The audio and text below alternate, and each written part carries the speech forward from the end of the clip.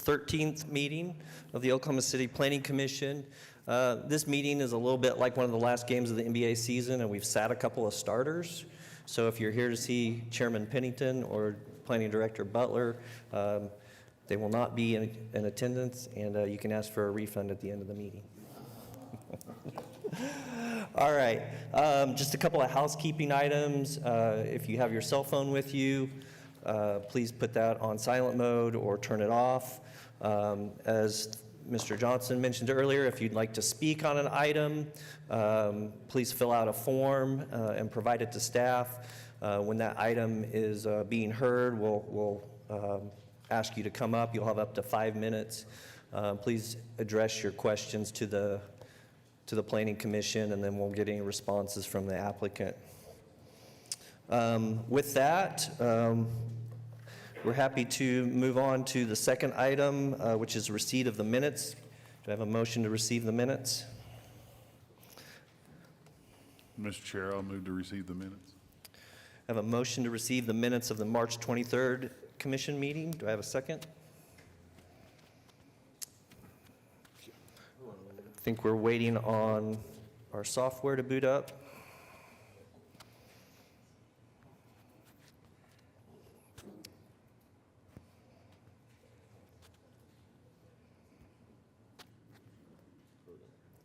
So we have a motion to receive the minutes from Commissioner Hinkle, a second from Janice Powers. Please cast your votes.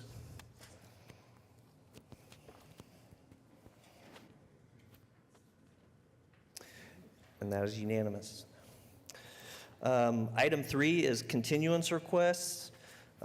First off, our uncontested continuance requests. Can you read those, Ms. Welch? We have several requests for uncontested continuances. On your agenda, under item 4B, item 24, PC 10875, a request to defer to April 27th. Number 25, PUD 1936, a request to defer to April 27th. Item 26, SPUD 1509, a request to defer to April 27th. Item 27, SPUD 1514, defer to April 27th. Item 28, SPUD 1515, defer to April 27th. Item 29, SPUD 1508, defer to May 11th. Item 30, C 7524, defer to May 11th. Item 31, C 7527, defer to May 11th. And item 32, C 7530, defer to May 11th. And I do understand that we have someone signed up to speak on item 24, PC 10875. Since that item has been deferred, would you still like to speak on the item? Mr. Gary Kofed?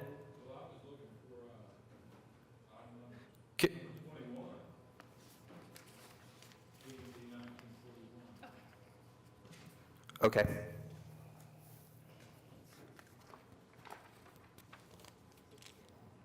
All right, that'll be heard in turn. Mr. Chairman, I'll move that we continue items 24 through 32. I have a motion to approve the uncontested continuance request. Do I have a second?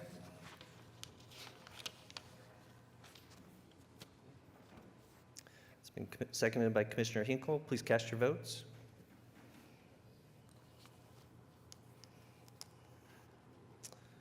And that is passed.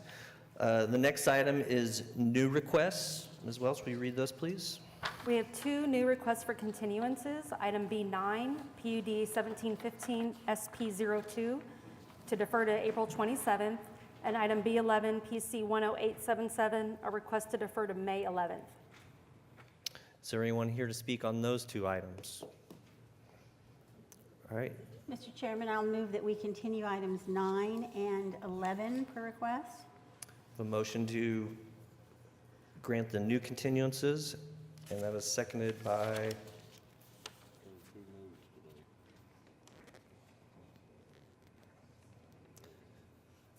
Commissioner Privet. Please cast your votes.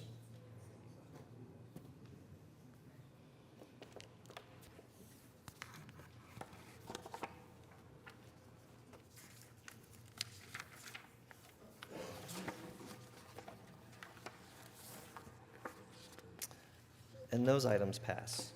Next, we're on to the consent docket. These are items that are recommended for approval by staff and be voted on as a group. Ms. Welch, can you read those, please? We have 6 items on the consent docket today.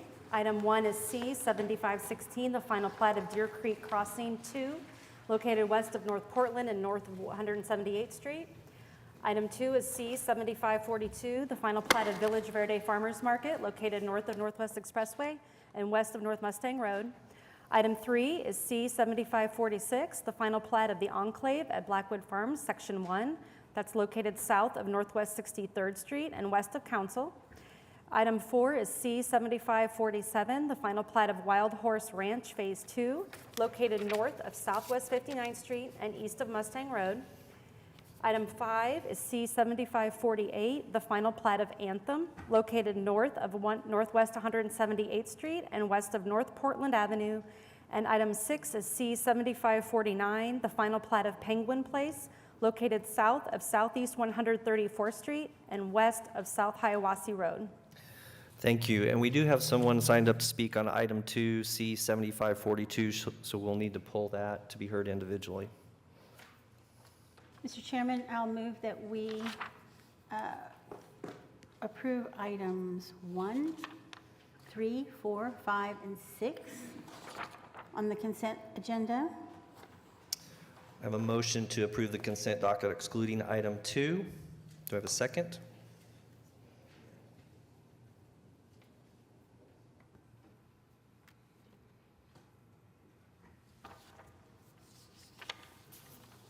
And the consent docket is passed. We are on to items requiring separate vote, and we will hear item number 2 first. Okay, again, item number 2 is C 7542, the final plat of Village Verde Farmers Market, located north of Northwest Expressway and west of North Mustang Road. Is the applicant present?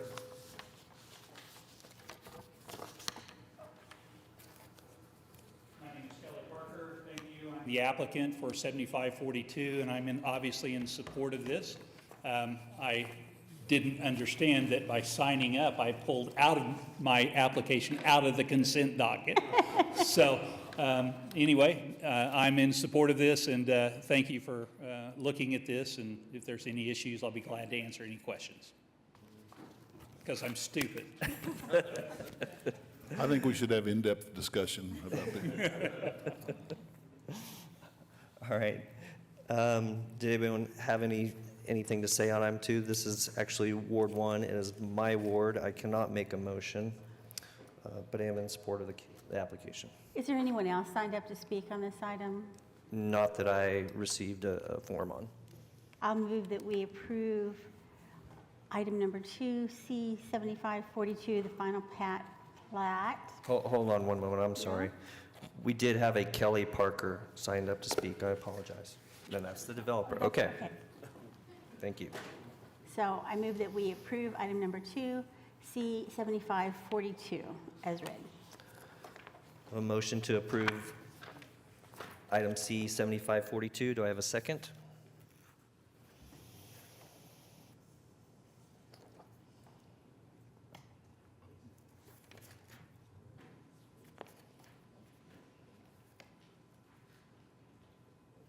Seconded by Commissioner LaForge. Please cast your votes.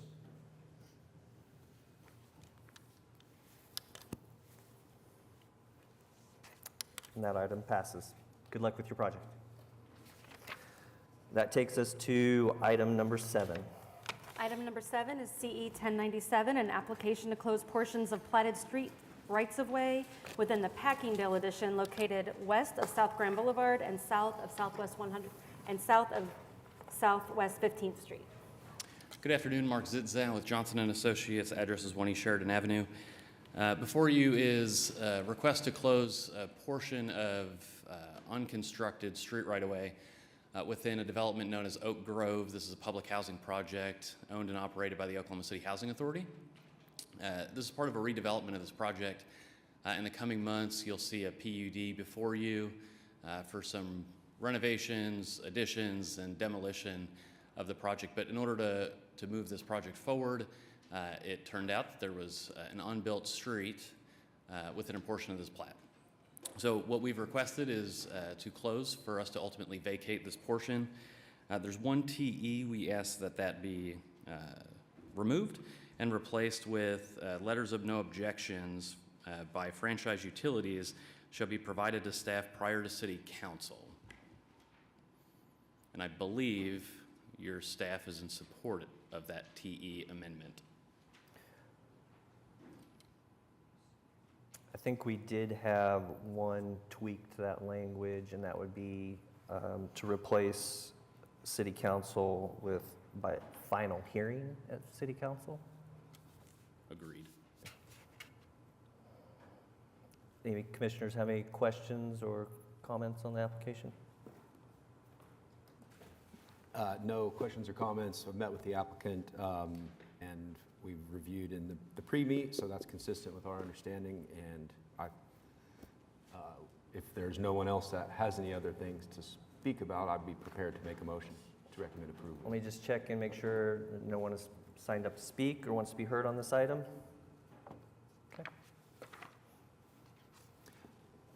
Then I move approval of CE 1097, including the revised TE that letters of no objection shall be provided by utilities prior to final hearing at City Council. The motion to recommend approval to City Council of item CE 1097. Need a second.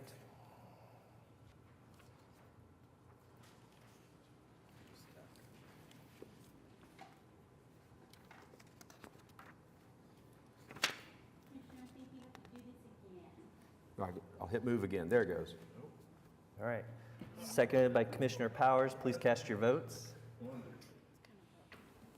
I think our system sometimes needs just a little time to warm up.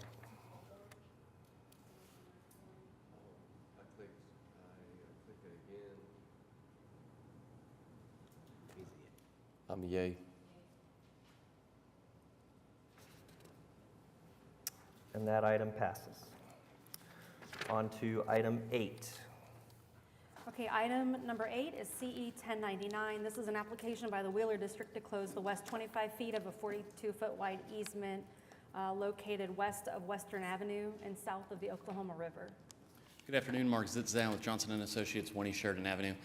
Before you is a request to close a portion of an easement that was taken back in the 1960s as a street easement. Since that time, additional right-of-way had been granted on the east side. So what we're requesting is to bring the total street right-of-way down to the normal 100 feet for Western Avenue. This will allow for a development on the south portion of the project to begin. We have plans in with the city on that. There are 2 TEs. We will agree to TE1 because the surveys were already completed and we have those, so there's no concern on this particular case providing those.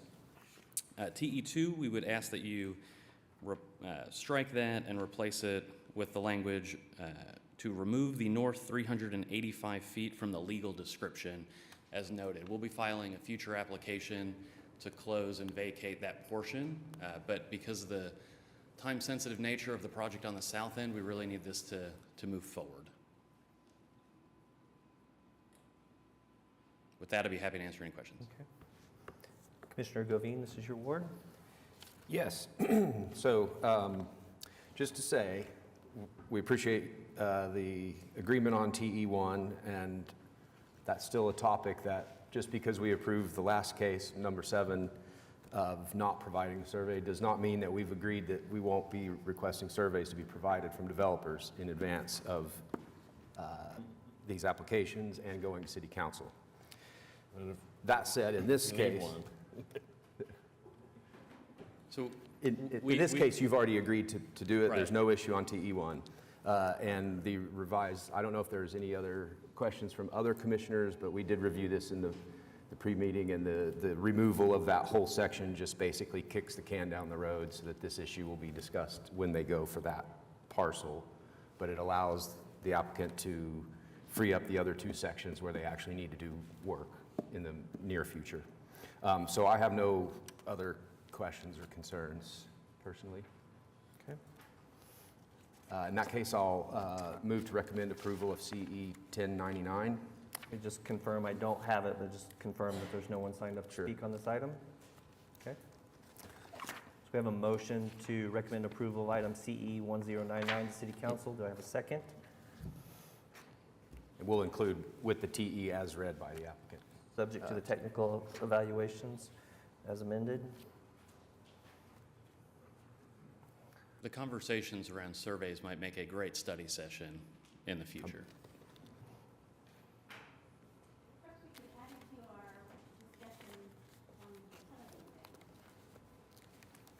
Since we've already got that scheduled for a study session. Yes, oh, sorry.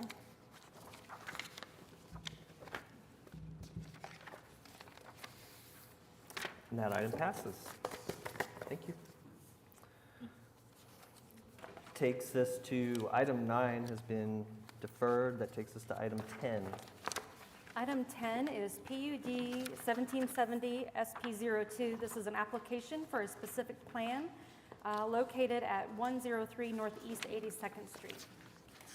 Good afternoon, Mark Zitzow with J&A, 1 East Sheridan Avenue.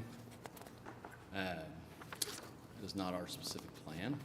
But before you will be a specific plan application for an office development known as the Plan Group within the HAF, which was formerly known as 9000 Broadway. As part of this, we have one building in the parking lot. There is room left for an additional building and a future pad site within this tract. So staff reviewed it, found it in conformance with the PUD. There were no technical evaluations, so we would ask for your approval.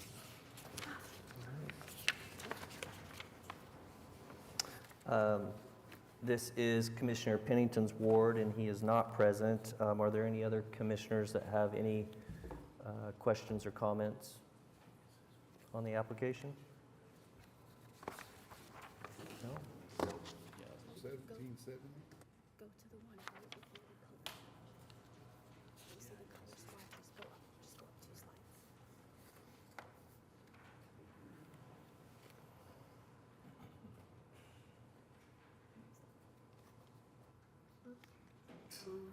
That is the project. Do we have anyone else signed up to speak on this item? I do not. Since we don't, I will move approval of item number 10, PUD 1770, specific plan 02.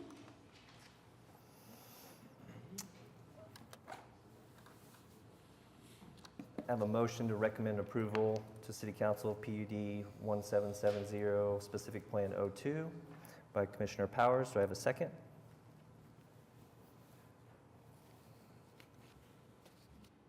It's been seconded by Commissioner Govine. Please cast your votes.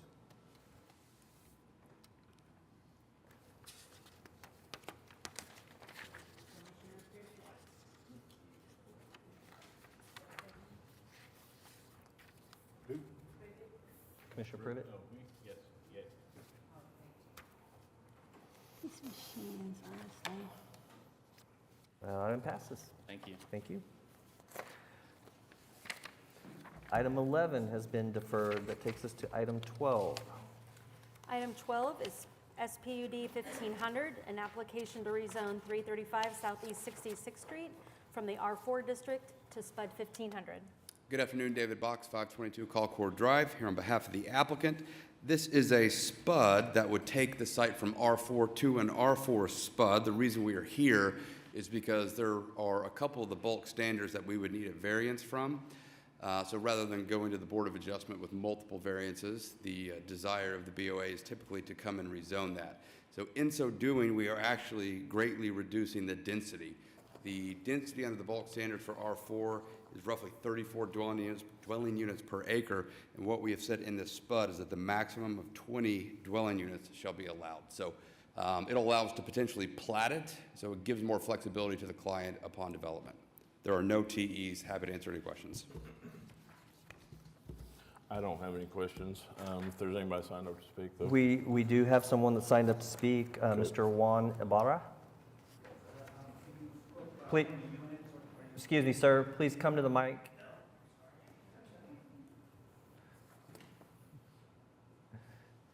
Please give your name and address, and you have up to 5 minutes. My name is Juan Ibarra. I own the property at 6700 South Byers Avenue. You spoke about having about 20 units in that area. Okay, so are you basically planning on building like apartment complexes or? So the question is, was the planned use of the development, No? Okay, if so apartments? for parking lots? No, I thought I heard Oh, apartments. what is that area being used for?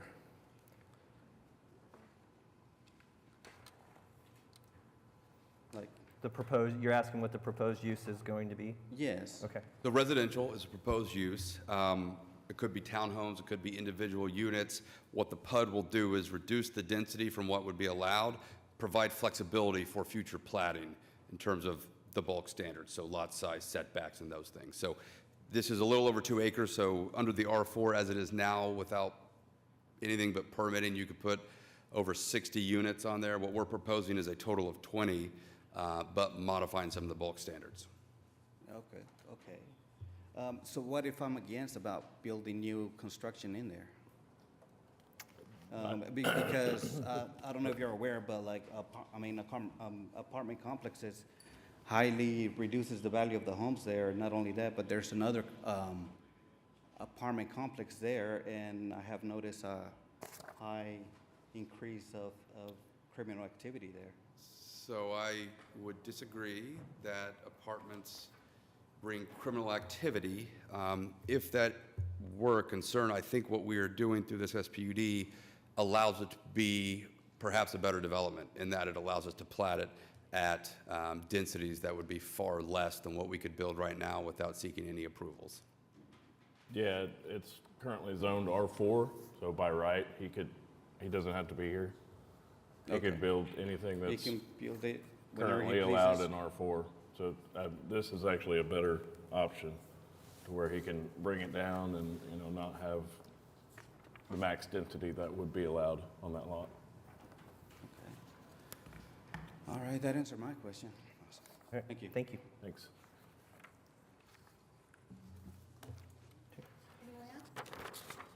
That's it. No? Commissioner Privet? All right, and no TE. I'll move to recommend approval of SPUD 1500. The motion to recommend approval of City Council of SPUD 1500 by Commissioner Privet, seconded by Commissioner Powers. Please cast your votes.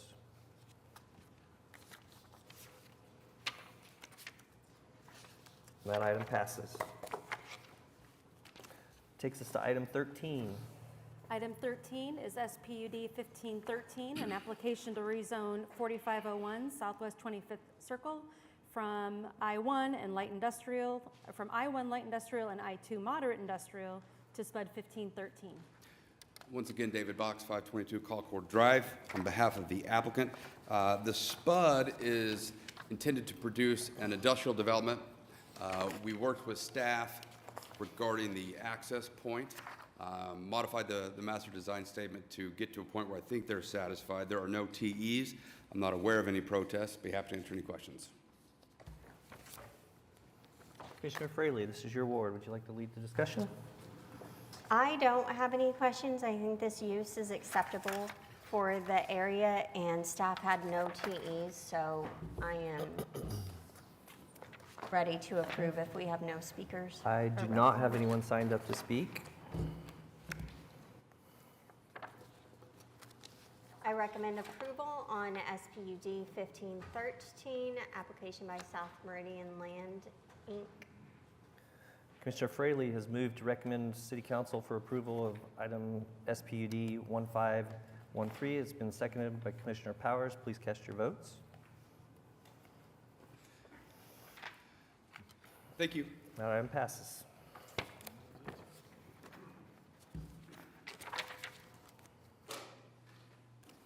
Takes us to item 14. Item 14 is SPUD 1516, an application to rezone 11205 North May Avenue from 02 to SPUD 1516. Good afternoon, Mark Zitzow with Johnson & Associates. Address is 1 East Sheridan Avenue. Before you is an application that should look familiar. It came before you maybe a month and a half ago as a straight C3 rezone. Our client owns a dental practice in the southwest corner of this office park. She's in about 2,000 square feet of the 6,000 square foot building. She's seeking to have a small event center in there. At that time, this commission recommended that she go back and do an SPUD. At that point, our office got involved and resubmitted this application. So it's coming before you with no TEs. Within the application, we've restricted it to events of no greater than 50 people. We've also put hours of operation restrictions on here. There was one email that staff had received from, I believe, a Mr. and Mrs. Smith. They own the building on the opposite side of May Avenue. And I think it's worth noting there is no crosswalk there. But their concern was parking. So we have limited the event center to 50 guests, and our property has 51 parking spaces. So we fully believe that the site, as designed, can handle the level of events that are being sought, which are very small scale events. Through conversations with the commissioners, we wanted to add one TE. That TE is that the event center be limited to no more than 4,000 square feet. And again, that's the portion of the building that the dental practice occupies that will be used for the event center. So with that, I'd be happy to answer any questions, but I would ask for your approval. Commissioner Noble, this is your ward. Would you like to lead the discussion? First, is there anyone here signed up to speak? Do not have anyone signed up to speak for item 14. Okay, and there was only the one protest, and I think that protest and the question that they had is answered, that there's 51 parking stalls and a maximum of 50 guests at any event. With that, the commissioners don't have anything else. I'd recommend approval of SPUD 1516. Subject to adding technical evaluation, the event center shall be limited to no more than 4,000 square feet. Okay. Have a motion to recommend City Council approval of SPUD 1516 from Commissioner Noble. It's been seconded by Commissioner Powers. Please cast your votes.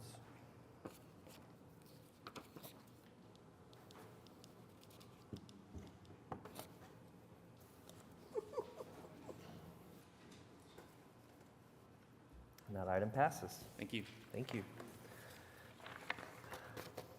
Takes us to item 15. Item 15 is PUD 1942, a request to rezone 11109 Northwestern Avenue from the R1 district to PUD 1942. Hi, I'm Dakota Desai here on behalf of the applicant from SRB 100 Northeast 5th Street. This is an application to rezone to a multifamily residential development with a clubhouse and a pool. We worked with staff to clean up some of the language in the MDS, and we also changed up the site design in terms of where the access point to the development was going to be. There weren't any TEs, and I'm not aware of any protests. Thank you. This is Commissioner Pennington's ward, and as he's not here, does any of the other planning commissioners like to take the lead on this item? We do have someone signed up to speak. Let's hear from them. Okay. Monica Musa.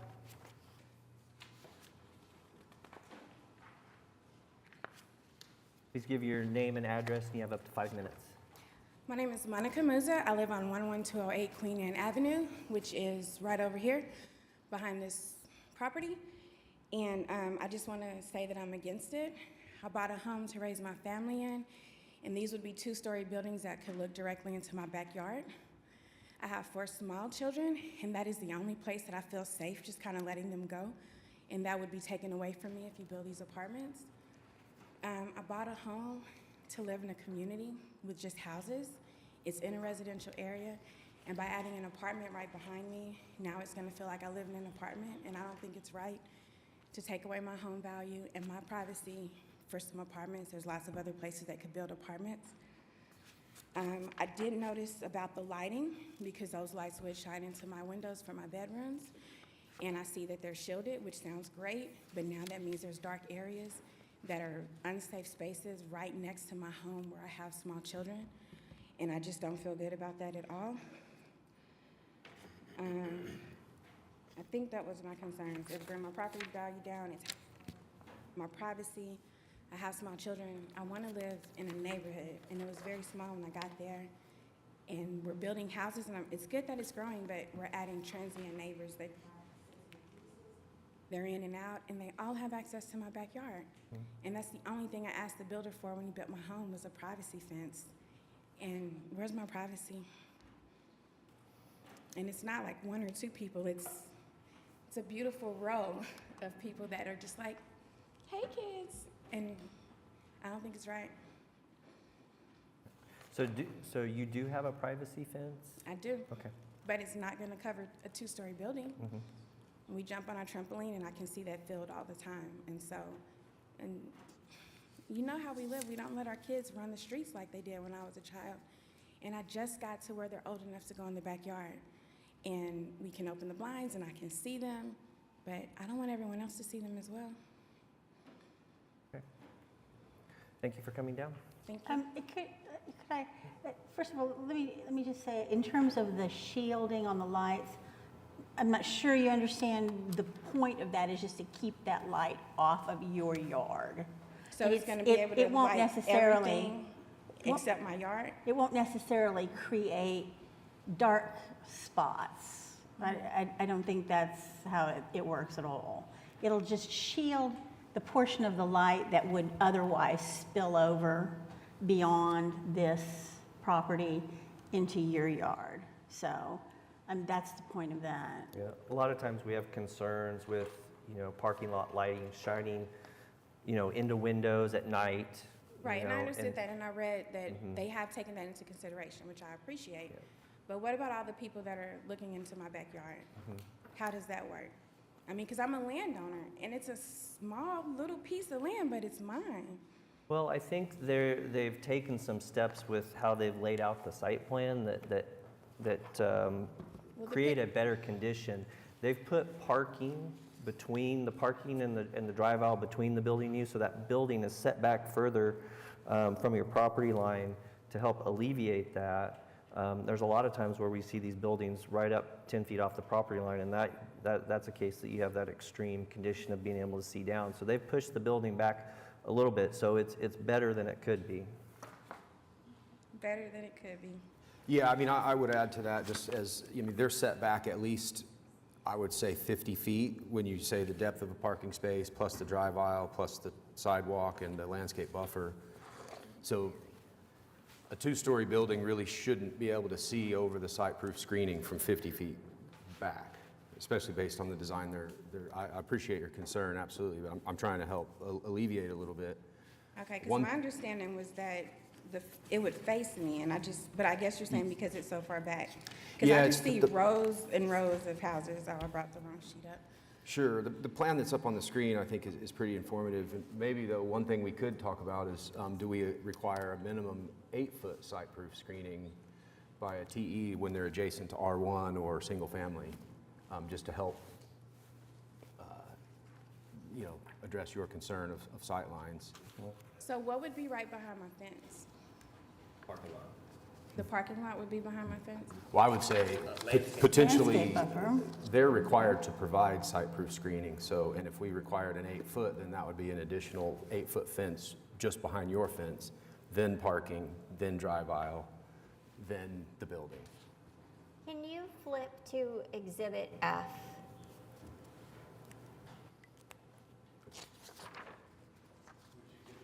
Exhibit F, I think it is. When you look at the building layout, it does not look like there's any windows that point towards your property on the end of the building. Am I seeing that right? Because I just thought it was going to look like that all the way around because it said none of the backs would face the residential area. That one. Yeah, that's not oriented the same way, though, so. Yeah. Yeah, so this is like fronting porch or so. I guess the other question that I would have for you is, this property, because it fronts on Western, the chances of it being developed for any kind of residential use other than multifamily are extremely low. The other kind of development that would occur on a property like this would be commercial development. I mean, would you be happier to have, I don't know, a fast food restaurant on this property? I mean, just the development realities of property that faces onto a street like Western, really limits it. I know in this area along the northern portion of Western especially, there are things like landscaping companies that are just like big and open, and they feel very like almost semi-rural, But this portion of Western is definitely developing, and the likelihood of it developing with anything less dense than multifamily are really minimal. I mean, it's okay if you say yes, I'd rather have, commercial development. I'm not trying to judge. I get your concerns about it, I really do.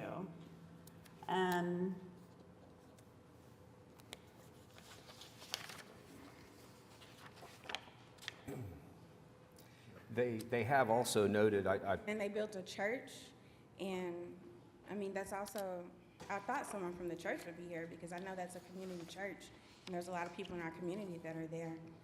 And I don't see how, because they've got their little playground, and so I thought they would be here as well. But I understand what you're saying. It doesn't look like enough space for a lot of things. It's an open field. I think it'd be a great place for a park, because they built the neighborhood out the other direction. And when I moved, it was just our street. And now we're connecting to another neighborhood. We've got duplexes, we've got all kinds of things, and that community could use a park. And there's grass there, it'd be perfect. You see all these new houses that were there? It was just Queen Anne. They built those 2 rows, and there's more that they built on the other side as well. And there is not a park in walking distance. All right. I did want to bring up one thing, is that there's a requirement of a 60 feet of separation from that building, from the residential property line. It looks like it's close, but it doesn't look for 1 story. So that might be something that needs to be addressed. Be 1 story within 60 feet, right? The R4 base district limits you to 1 story and 20 feet within 60 feet from number 1. Okay. So I just want to make sure that everyone's aware of that, because I think the PUD just mimics the base zoning district. Correct. Yeah. So, since this is PUD, I mean, have you had any kind of public meeting with the neighbors or No. reached out to them at all? No. I think that might be a good idea. You might get some input that would help you with the design of the project, that would perhaps make it a little less imposing on your neighbors. Right. The original design that we were looking at was 3 stories. Going up to R4, there could be up to, 34 units per acre. We're capping it at 24. So we did try to make it as less imposing as possible. And then with the site-proof fencing, we're open to it being an 8-foot fence if that's what's preferred.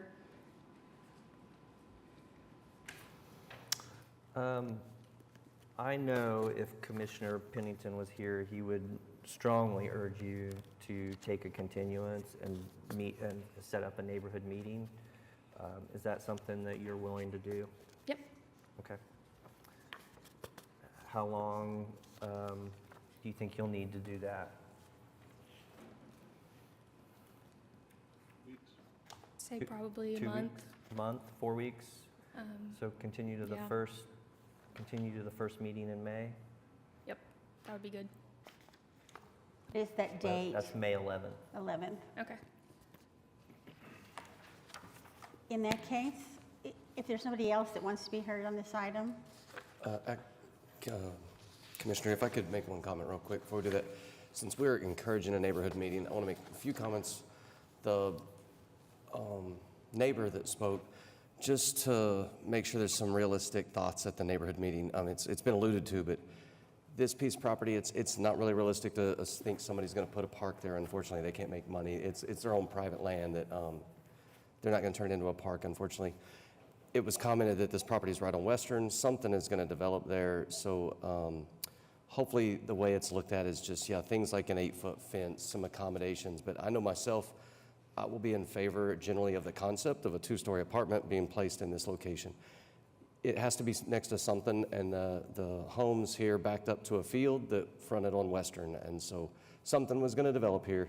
So I do expect the applicant to be reasonable with some accommodations. They've already done some, but I want to be sure that it starts out with the concept that it's tweaks to this idea is what I'll be in favor of, as opposed to a wholesale, this can't be apartments. Apartments here certainly seems appropriate. Yeah, and I'll just add, we had a very similar application about a year ago in Ward 1 for apartments. That fell through and it became a self-storage facility. So there's, if it's not multifamily, it could be something else and it might be less desirable. Because our chairman and the person in whose ward this is probably not going to be very available for the next couple of weeks, I'll be glad to meet with you if you like. Staff will be glad to give you my contact information. And it might be this is something that you can deal with by a little change in the design, which is not my bailiwick. I don't do that for a living. But, if you were presenting the ends of your buildings to the property to the west, that might alleviate some of the concern. So I will be more than happy to make myself available to the neighbors and the developer on this item. Okay, thank you. So I need a motion to continue the item to the May 11th meeting. I will move to continue item number 15, PUD 1942, to the May 11th meeting in order to allow time for the developer to meet with the neighbors. Oh, on the wrong screen here, okay.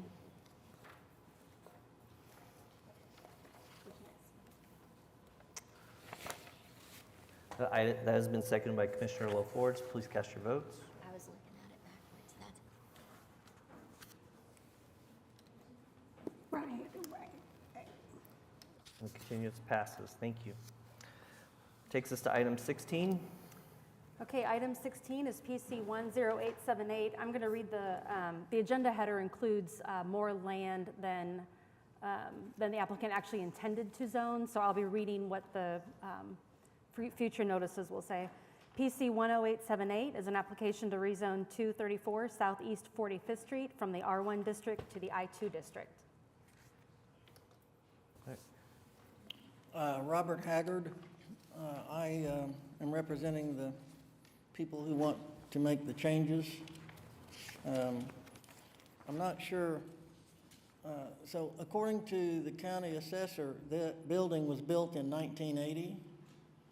And I asked the permit department to research it, and they cannot find where there was ever a building permit. So I can't speak to how it got there in the first place. Except that it's a real nice looking building and it's there with a parking lot and an expensive fence. So it's just sitting there empty, and my client wants to put a business in there, and I don't know how much this affects things, but if you happen to look at this on Google, it would appear that to the west of it is just an empty lot, but it's actually turned into a junkyard. They have a fence. I don't know if you want to see these, or these are the actual pictures of what's there. They have a nice fence and everything, but it's not just a red dirt piece of property. And that's about all I know, except that it's a nice building that could be used if we can change the zoning. And, well, I'd like to add, you know, Shields is a half a block away. And Shields is massive commercial.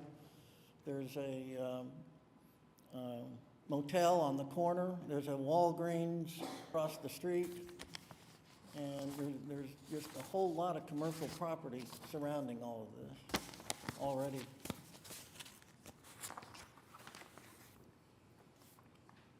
Okay, thank you. Commissioner Privet, this is your ward. You want to lead us off? Yeah, this is I wouldn't be in favor for it if the use hadn't been there. Are we adding any uses to this and what? Any what? Any uses to what's already going on right now? I assume it's operating, it's non-conforming. I'm sorry, Being but I couldn't. R1. No, Your question, yes, you're allowing any use that's allowed in I-2. yeah, right, and that's the Because part it's a straight that, zoning application. that's the part that I don't like. I don't, straight zoning to I-2 in this area is not the greatest. I know you're probably going to use the building and do what it's gonna do, but as soon as you leave, then that means anybody else can do whatever they want on an I-2, which is probably not good for that neighborhood. Closer to Shields, probably be fine. I think that lot next to you is I-2 also. But I can't get on board with this one the way it is for straight zoning. If you'd like to continue it and we can do a PUD, something like that, where we could restrict uses, then I could get on board with it. I would also have to have some kind of control. Right. With R1 directly across the street, it would have to be a little bit more narrowly tailored. And doing a PUD would allow you to do that. So in other words, go to a PUD and then tailor as to what can happen to this in the future. If these people moved in and left, Right. And then they They brought could bulldoze some- it down and build anything they Yeah. want that's in I-2. A PUD just restricts what I-2 uses are allowed. There's a whole lot allowed in I-2 that wouldn't fit well in this neighborhood here. So a PUD allows us as a body to restrict some of the things that could happen there. what about the C1 neighborhood commercial?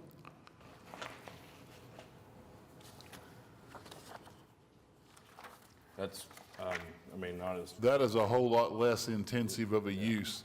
C1 residential commercial is small offices that don't have outdoor storage or big running diesel motors or anything you could do in an I-2.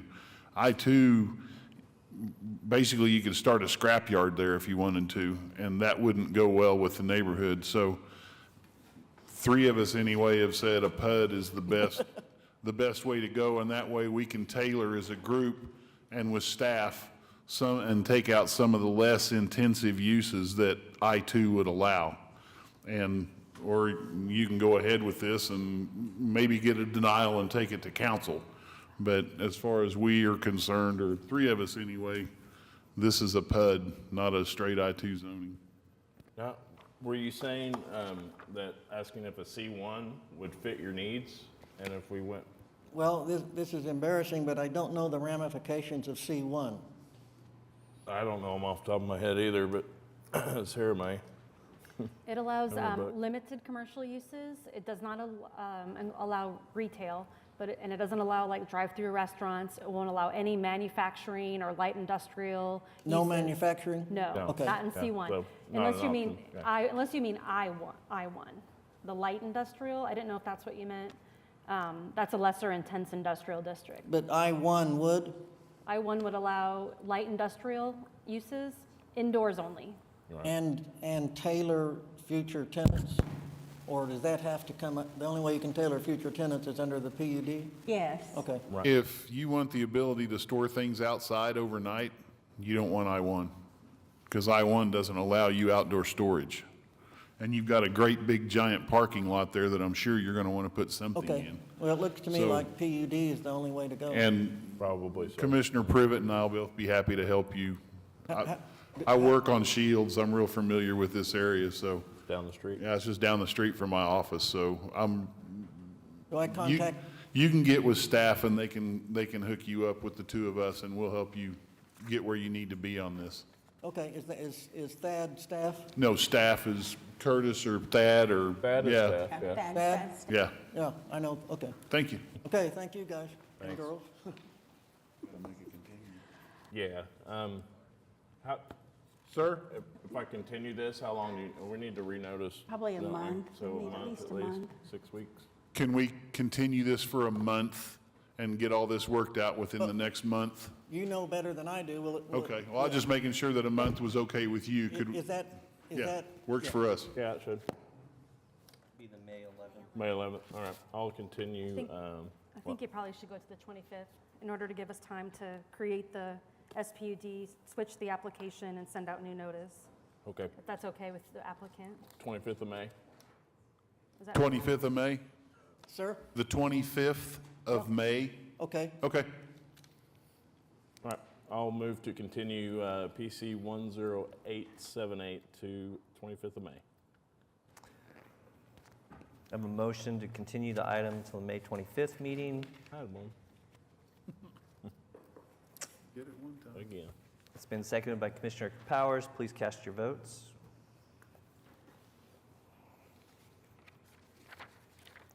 That item passes. Thank you. Takes us to item 17. Item 17 is PC 10879, an application to rezone 811 Southwest 68th Street from O2 to C3. Hi, my name is Russell Lead. I'm got that business right west of it. It's called Green Rhino Graphics, and requesting to rezone that C3 so we can use the garage, actually not a garage, but like a bay, to be able to park vehicles overnight to, you know, when we do these installs. Okay, this is real similar to the case we just heard. Well, C3, just to park something in the garage is a little extreme. Yeah, I really hate to tell you this, but I would recommend probably doing this as a PUD as well, or an SPUD as well, as we did the last one, just because of straight zoning next to R1.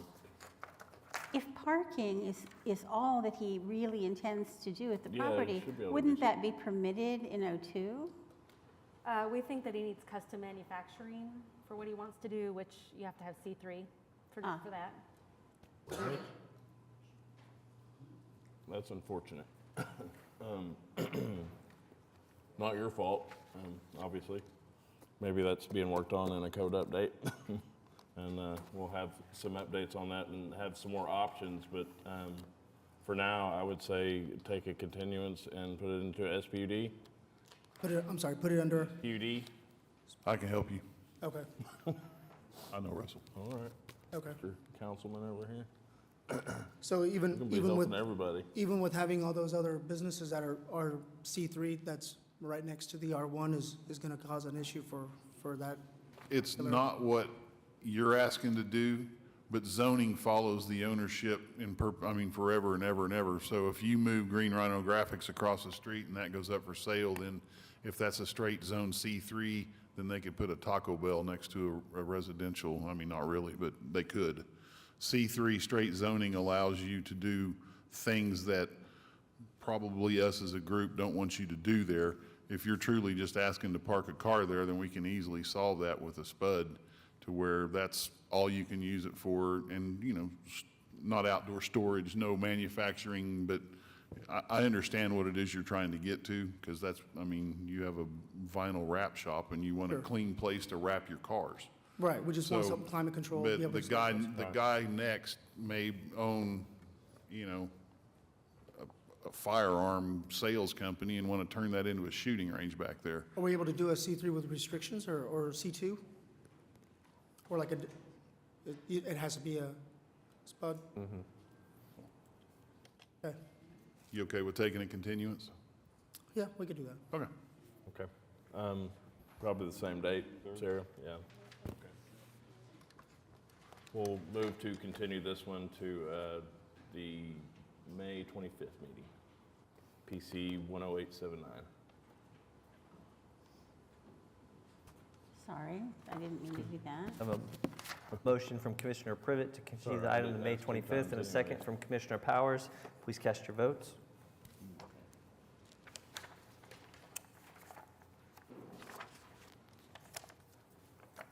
That passes. Thank you. We'll see you again on the 25th.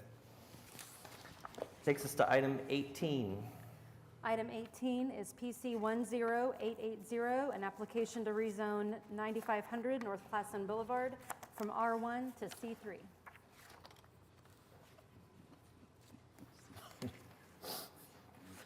Staff, you're killing us.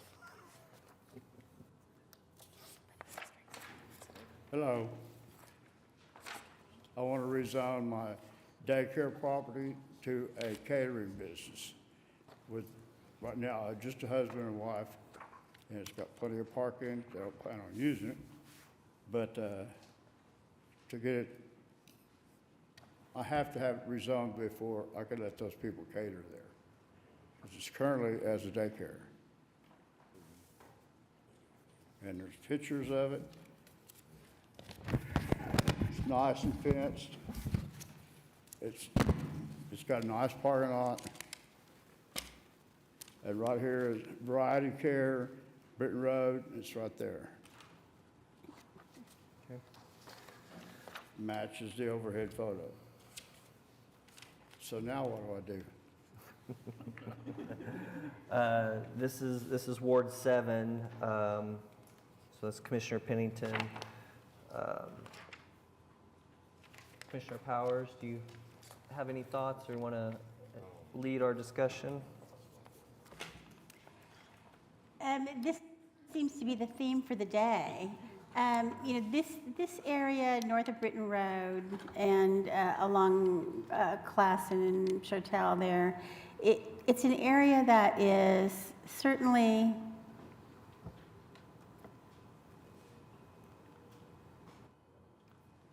the larger area, certainly is one that's in transition.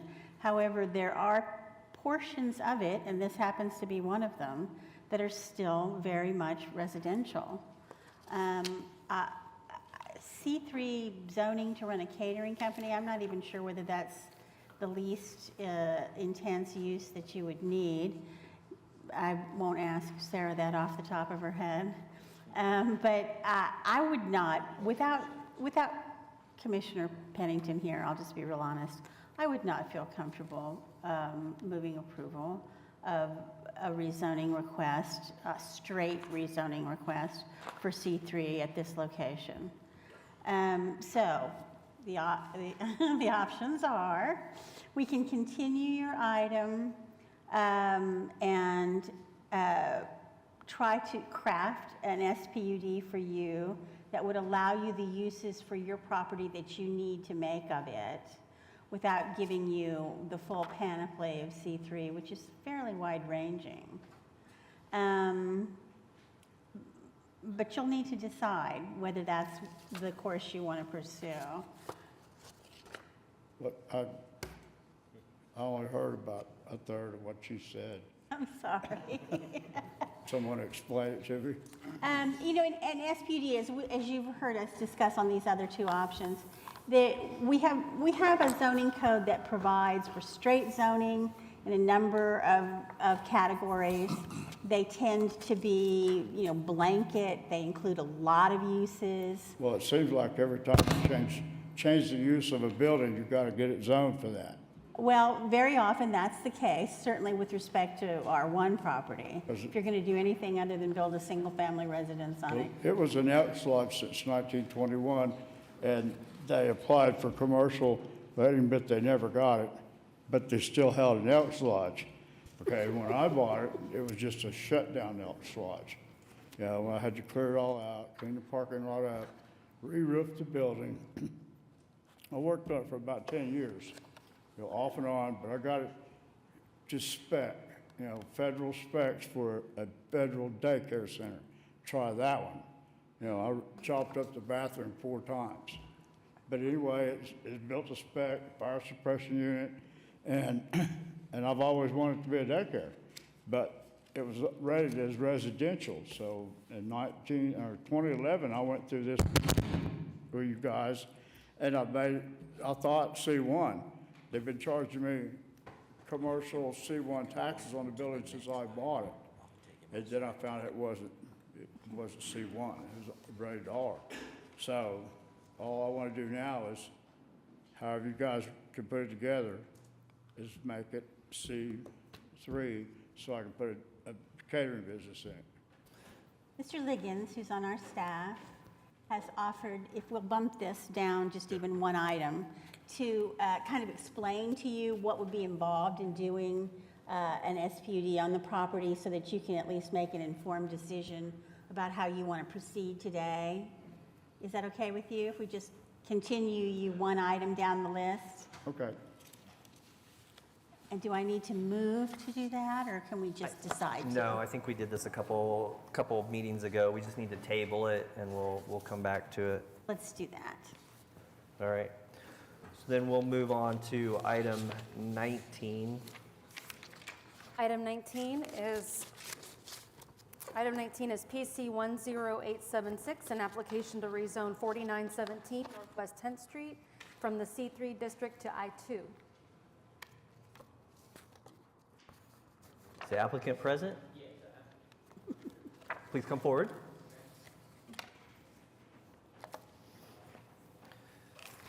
Your name and address, and tell us about your project and what you'd like to do. My name is Kyle No. The address is 4917 Northwest 10th Street. There's currently a car repair shop there, and they're wanting to do retail sales of used cars. Add that to the property use.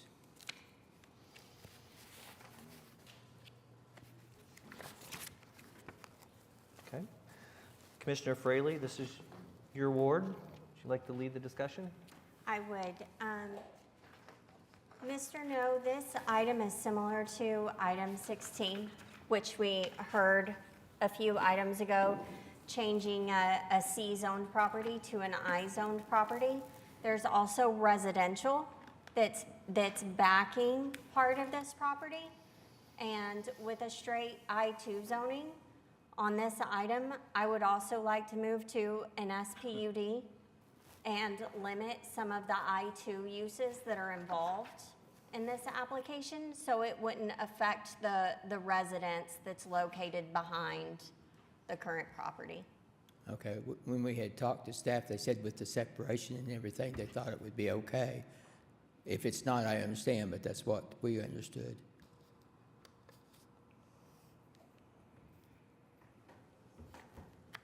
It's really limited, R.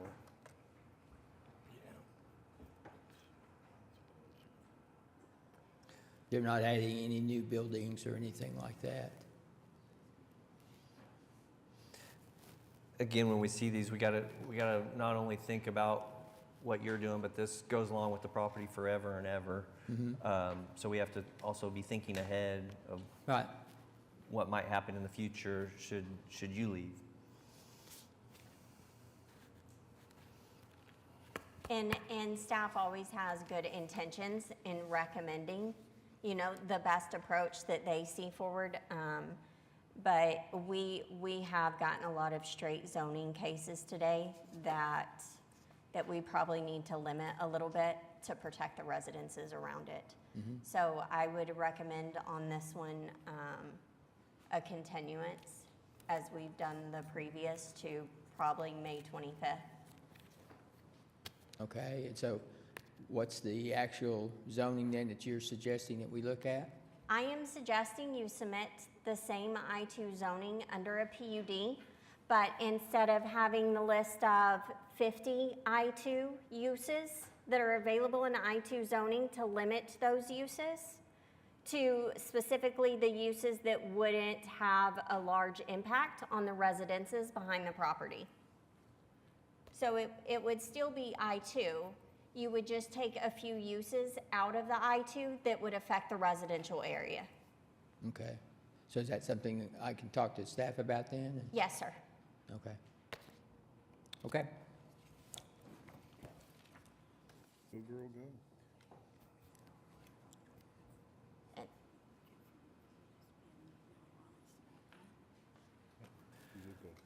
Does anybody else want to speak on it? No? Is anyone else to be heard on this item?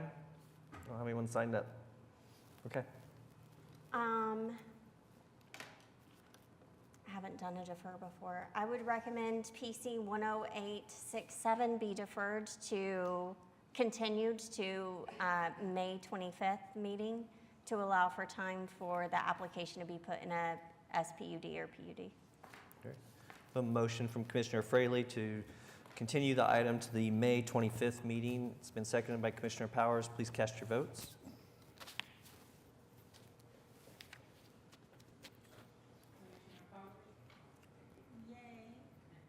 Yay.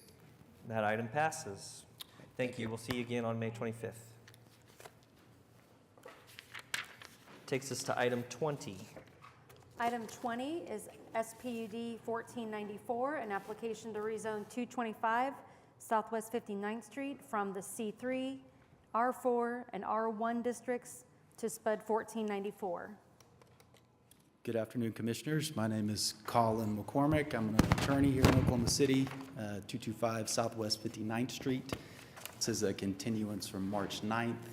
We have been communicating with Commissioner Privet since this is in board, as well as at least one protester that I've been made aware of, to try to tailor this and get it to where we can make everybody happy.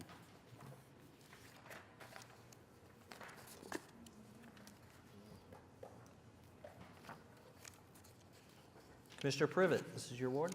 Yeah. What did we change in the? So this is a C3. It abuts some residential on the northern side.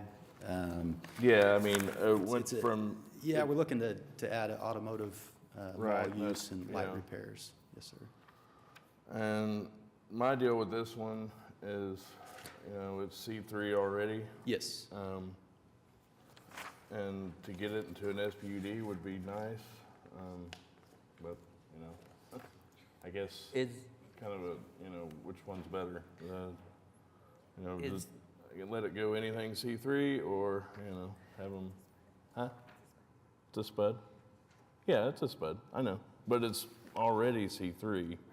And, the SPUD is good because we can change it, but I'm just saying, I'm not totally on board with it, but would be more on board with this than, leaving it C3 and letting it develop into whatever. But now we can put some protections on it, so we can do that. So talk about that, the mitigation measures Yes. that we're going to take for the neighbors. Yeah, so some of the primary concerns of the residential neighbors were safety, privacy. We had agreed to put in an 8-foot tall privacy fence along the northern and eastern tracks. This is kind of an L shape, so the top 178 feet, the northeast 165 feet, and the 151 north feet. Do an 8-foot tall fence, a 10-foot landscaping buffer, and then we agreed to limit the height of the light poles as well as hood those away from the neighbors so that's not impacting any of their use and enjoyment. I don't know if the protesters are here. I had been communicating with one previously, so.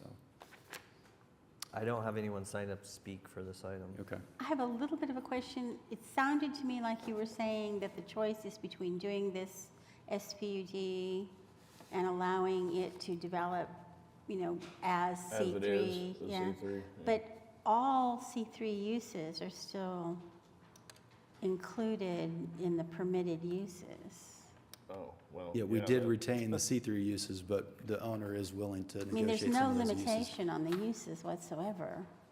They're simply doing an SPUD instead of a, We've got permitted use units, right? and the first Oh, one but is it's all of, all yeah, it's like C3. all of C3. Yes. And like I mentioned, we are willing to negotiate some of those down to make it more appeasing. Okay, yeah, I missed that little important nugget there. If I may, I think you're being honest. You want to negotiate. We don't like to do that here, so you guys aren't coming to us with your limited uses. You're just wanting us to start, and it's like we were having a negotiation here. You actually admitted it, which is not really appropriate. So really ought to submit what uses did you want, and then we go from there. Which is what I thought were the two, the 8314 and 8318. Yes, those are the two Right. that we're seeking, Okay. but we did want to retain those C3 uses. Well, so I think Okay, at a that kinda minimum, ruins my argument. yeah, at a minimum, I think you probably need to continue this case so that you can Yeah. go through those uses with him and limit them, you Yeah. know? Yeah. Certainly think the owner would be interested in doing so. We've been in communication with the protesters, and we want to make sure that we address everyone's concerns, and we're not rushing this along. So I have not heard back from her on the responses that we submitted of remediating some of the uses, as well as Commissioner Privet. I know that I think we wanted to solidify some of your thoughts on this as well. Right, and I apologize. I you're fine. completely went over that one. I saw the two uses, and but now, yeah, all C3. That's definitely concerning. So that blows my whole sure reasoning out the window for sure. So yeah, unfortunately, you're gonna continue again and see if we can One more time, get yeah. her to Sure. The May to agree. 25th, I assume. You don't need the full month. 2 weeks is fine. Another fine option for us is, you could have another option, and that would be to strike all C3 uses. we certainly could. I need to confirm with my But he client wants that to they're have willing to do some, so. I think, at least the right to use some, right? I'm sorry, so Are you wanting them just for, just in case something falls through, or? Yes. Yeah, okay. So, yeah, we'd have to go through there and whittle them out, and there's a bunch we'd have to take off, but 2 weeks is enough? It's you good for think? me, yes, sir. Okay. Commissioner Pritt, yeah, I was going to say, I'm hearing a couple of things. We can do the 2 weeks, and then I'm also, I think a proposed site plan, Okay. a little bit more than what you have shown, would be helpful to the commission. Yeah. Okay, we could certainly do that. I don't know if that's something that we could have prepared within 2 weeks. Okay. Well, if you A little bit. if you'd prefer to take until May 25th, it's not Yeah, a problem for us. It's up to you, for sure. If it's, the site plan is something that is going to be I required think that to- would be, I think that would be very helpful to us up here. Okay. Yeah. So, with that said, I will continue SPUD 1494 to the May 25th meeting. May 25th, correct? Yeah. Okay, thank you. Hey, there it goes. A motion from Commissioner Privet to continue the item to May 25th, seconded by Commissioner Powers. Please cast your votes. Thank you all very much. All right, thank you. Brings us to item 21. Item 21 is PUD 1941, an application to rezone 8800 Southwest 29th Street from the R1 district to PUD 1941. Good afternoon, David Box, 522 Colcord Drive. Here on behalf of the applicant, also with us is Mark Grubbs. This is currently zoned R1, and what this PUD would do is allow for a combination of commercial, R4, but limited to senior independent living and duplexes. So what we have done through the PUD master design statement is limited the areas in which some of those uses can occur. So commercial is limited to 10 acres and limited to the hard corner at 29th and County Line Road. The duplex would be permitted only in the north half of the PUD, and the R4 is limited to senior independent living and further limited to the north half of the PUD. So the south half of the PUD would only be permitted to be single family. So what we're trying to do through the PUD is to modify some of the lot sizes. We did have a meeting with a handful of neighbors that live to the east. They are larger lots. Presumably they all developed at a time in which there wasn't water and sewer, which we now have. We came to an agreement that we would provide for a 20-foot buffer on the east, and we're also willing to make these lots 6,000 square feet. So what that means for today is 6,000 square foot lots would be allowed right now up against the property line. We're going to further push them back to provide a 20-foot greenbelt buffer to those lots to the east. There are 2 TEs. We can agree to TE2. On TE1, the staff is attempting to make the lots along the south bigger. If you look at the plats, they're old, and I recognize that it's zoned R1, but the plats reflect a different story. The lots are actually less than 6,000 square feet. Not sure how that happened, but it did.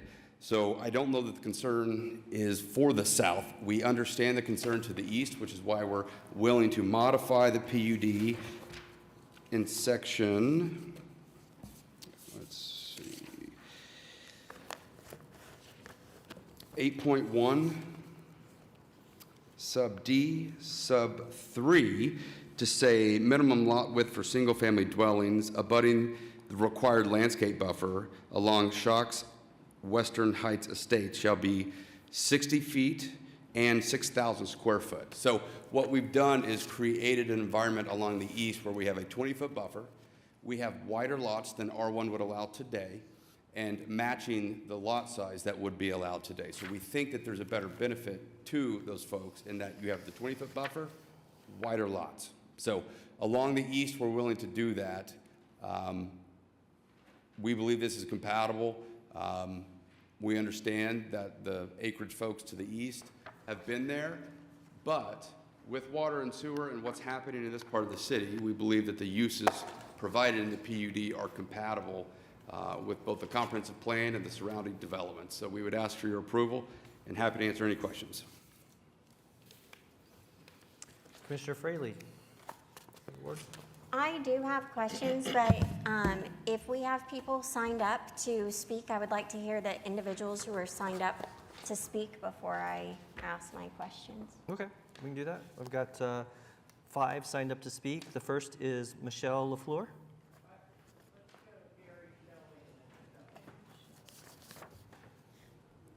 Okay, Gary Kofed.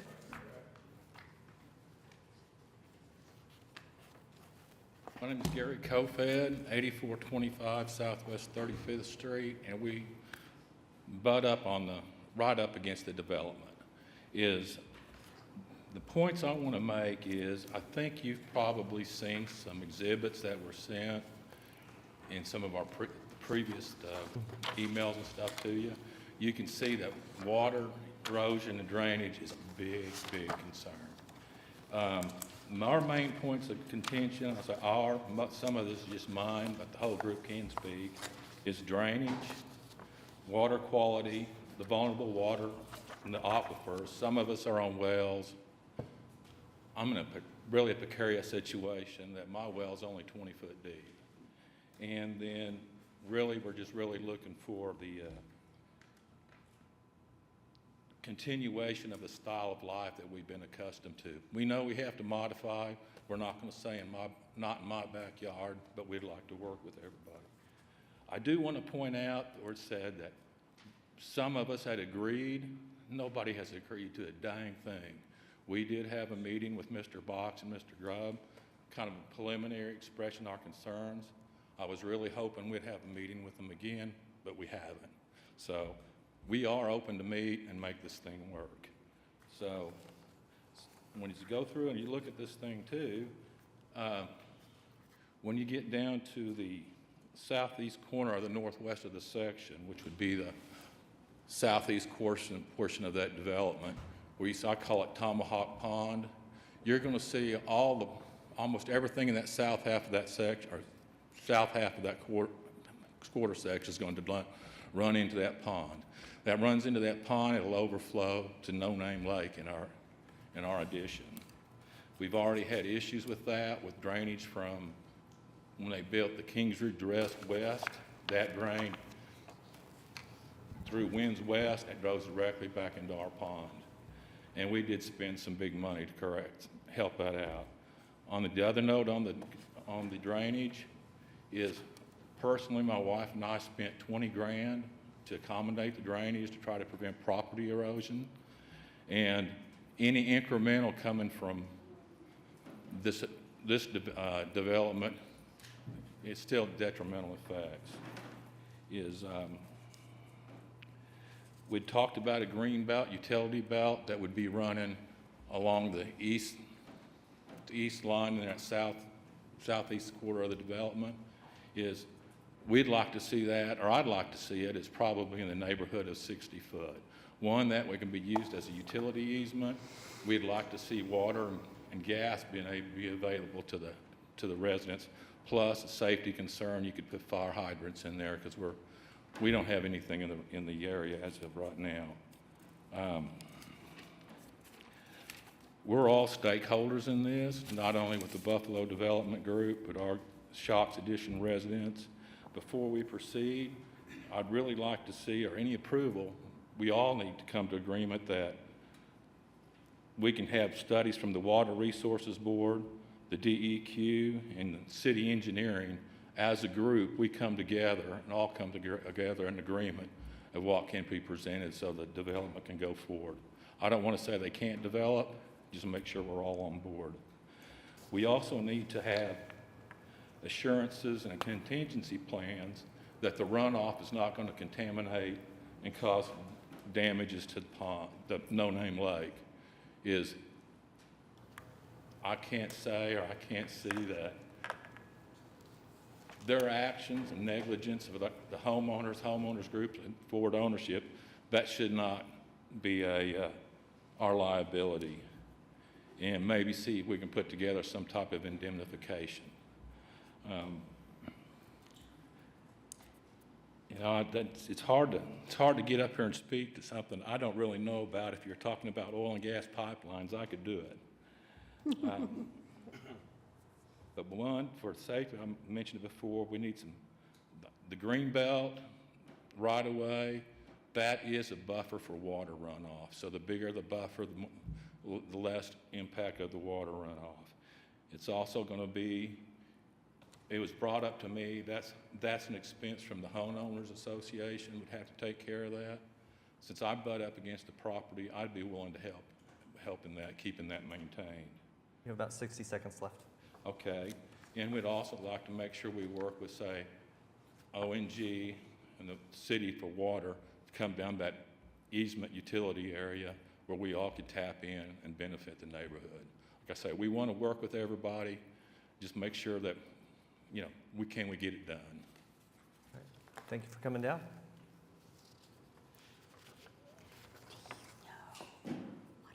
Our next speaker, you guys had a specific order that you wanted to speak in. Hi, my name's Amy and I reside at 3300 South Eagle Lane. This issue was important enough to me that I took the afternoon off of work to be here. When we moved here 2 years ago, we only looked at water properties and we found our little piece of paradise that I call our affordable dream. And now we feel that may be threatened by this new development. We're asking for several things. I'll try and be concise and to the point. We're asking that an environmental study be done, as we are afraid that without all that pasture land to soak up all the rain, that our lake will flood because that pond drains into our lake. We need assurances that silt, soot, and garbage are not going to contaminate our lake. With each new development, more silt is deposited into our lake, making it shallower. That's harmful to the fish and makes it easier for algae to grow. Our lake already floods over 29th Street. We have some pictures we can show you. And we'd like to know the plan for handling that. We'd ask that some money be put in a trust fund to help manage our lake. Our water source does come from a well. We're not even connected to city water. What happens when the ground becomes polluted from all the fertilizer and treatments and whatever else leaches into the ground? Who's going to pay to connect us to city water? That's not cheap, and it's also going to generate another monthly bill. Next, we're asking the city to do a traffic study and improve the roads before any new developments are built. There are lots of new warehouses going up on Council. There's new developments going up on County Line and 15th, as well as further south on County Line. And now you're putting in apartments, duplexes, houses. We have yet to know the impact of all the new development, and now we're adding more to it. Our roads are in horrible disrepair and not wide enough to support the large amount of traffic. Our neighbor has been asking, actually begging for years, for our street to be fixed, and yet that goes unanswered. We're asking that the city address the lack of fire hydrants. We have none in our neighborhood. I guess they're going to drain the lake if one of our houses catches on fire. How does the city intend to handle all the fire and police concerns? We're in agreement with Gary about some green space between our property lines for beauty and so that we can have some fire hydrants put in. Lastly, I just want to say that I was incredibly disappointed to learn that only those residents that reside within 300 feet of this project were notified. To think that this project only affects us is ridiculous and kind of shameful. It's disrespectful to everyone who lives in this area who's now going to have a longer commute on these already neglected roads. We understand that growth is going to happen regardless of what we say here today, but we would like those assurances that our lake won't flood or run dry, it won't become filled with soot and garbage, and we need some assurances about fire, city, and traffic. These are reasonable requests, and we look forward to working with the city and the Buffalo Management Group to assure that these issues are addressed properly before this development proceeds any further. Thank you. Thank you, Ms. Martin.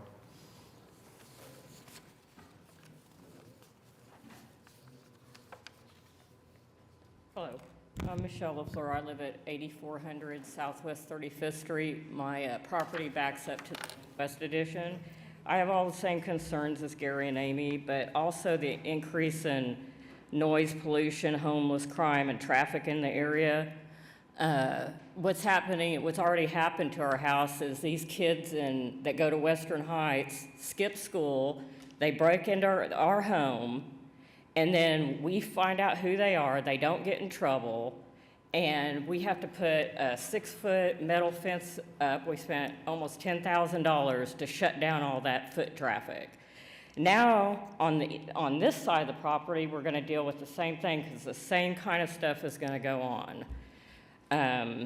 I feel like that we need a green belt, a wall. The homeless are already breaking into the businesses on 15th and Morgan. In broad daylight, there's homeless people that, and they're working themselves up Council Road and 29th Street towards our neighborhoods too. I've seen them walking in our neighborhood, and we got one way in and one way out.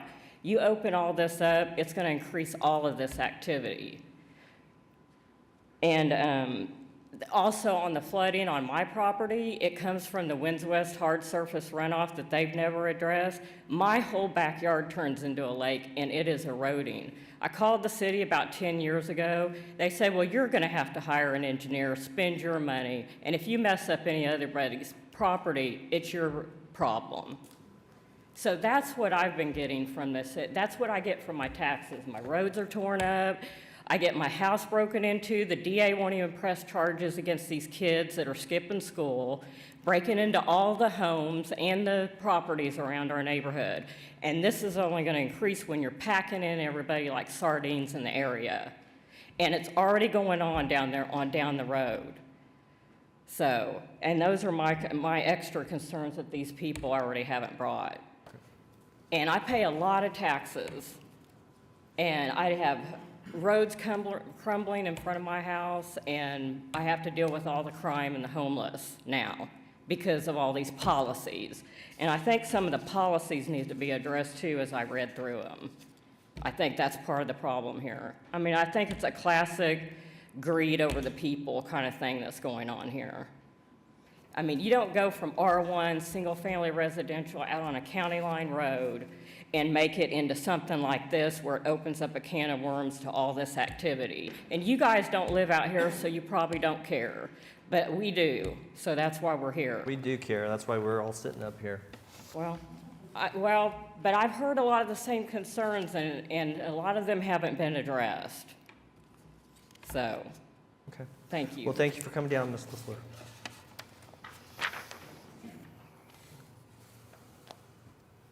Hi, my name is Stephanie Jimenez. I live at 8401 Southwest 35th Street. I want to thank you all for being here today. I think you're basically volunteers, aren't you? Basically. Mm-hmm. Yeah, so did you get our photos and our videos of the flooding?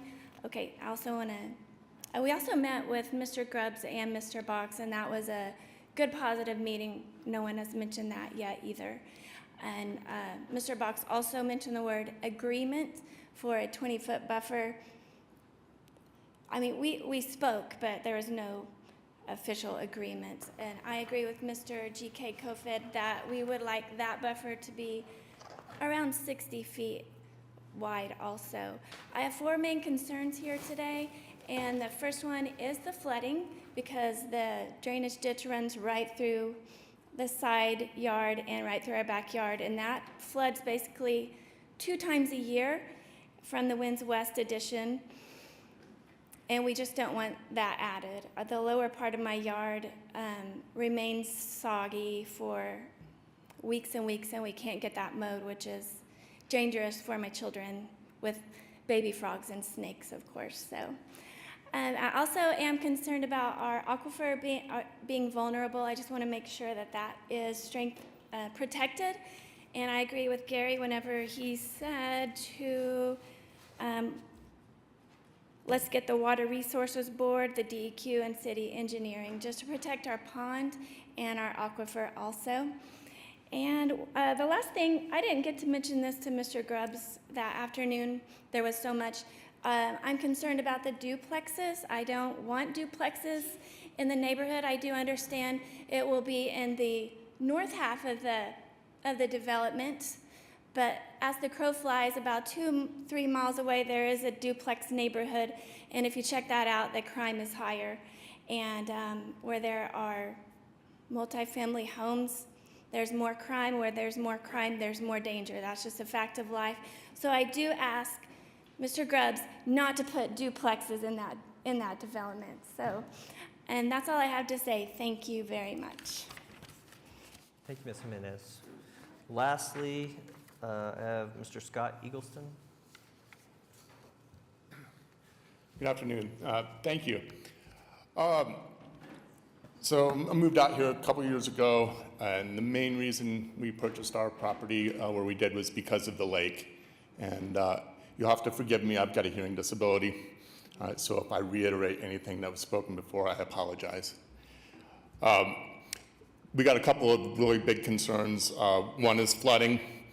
Right now, all the water that flows into our lake is mainly coming from the southern neighborhoods. All the streets and concrete, there's no ground to absorb it, so that water all flows into our lake, as does all the silt and dirt that collects on those streets gets washed into our lake. When the lake was originally dredged out, it was between 8 and 10 feet deep, and it's much shallower now. And we're very concerned that with the new construction, there's 160 acres that's all going to be concrete now, and that's not going to be absorbing that water. It's all going to be runoff, and it's all going to flow into our lake. And we have concerns about it filling in a good portion of the lake. We're worried about trash and refuse and chemicals coming into our lake during the construction phase, as that was something that did happen when the southern neighborhoods were also under development.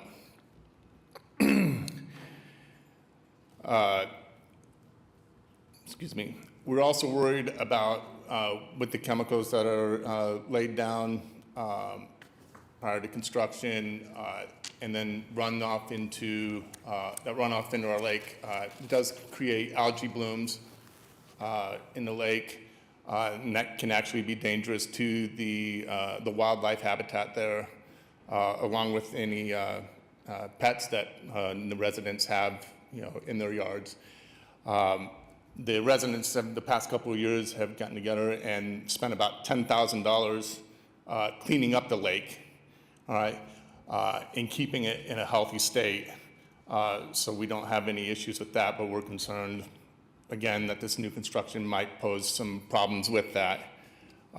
We're hoping that maybe, the construction group will maybe put some money into a trust or something to help control or to help pay for any damages that might result from the new construction. Again, we don't want to stand in the way of progress. We understand, this was going to happen. We loved the view out the front of our house when we bought the house, just, farmland, but we knew eventually it would be developed, and we don't want to stay in the way of that. I think the residents are entitled to know what insurances are being put in place, to protect these properties. and to protect the lake. And we do have an expert witness that would be willing to testify to the damage that new construction can do to existing ponds and lakes. And the last thing I'm worried about is, our property is actually on a well, so that's where we get our drinking water. I'm worried about how the new construction might affect the groundwater in our area and what it might do to our drinking supply. And if it does damage that, who would be responsible for that? So anyway, that was all I had. All right, thank you. I think when you came up, we didn't catch your name and address for the record. My name is Scott Eggleston. Okay. And your address? I'm sorry? Your address? I'm sorry? Your living address? 3300 South Eagle Lane. Okay, thank you. Thank you. All right, Commissioner Furley, that's all I had signed up to speak. Would you like to lead our discussion or give the applicant an opportunity to respond to some of the concerns that we heard? I want to address the concerns in a systematic order. Sure. It sounds like the water, the flooding, the erosion is a number one consistent across all individuals who spoke. Number one, I would ask,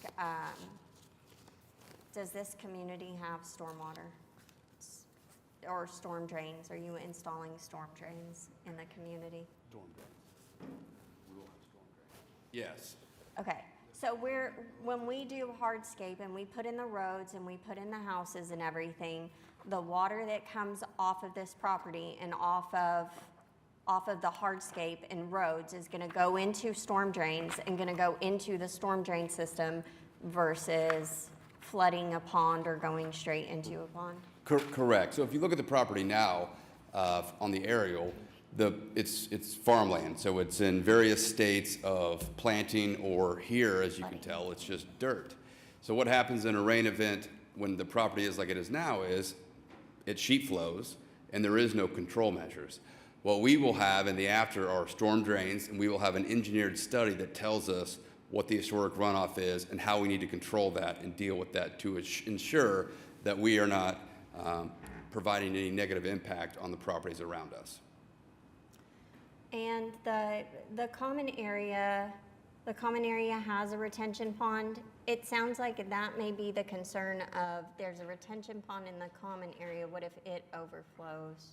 So being in the common area is the best way to have a pond because we have a mandatory HOA. The HOA will have mandatory dues. There will be money to be put towards maintaining the common areas. We won't be able to turn a shovel of dirt, of course, until the engineering staff in the city has reviewed our detailed drainage analysis and agrees with us that the method of which we are conveying water is satisfactory to the ordinance and their beliefs.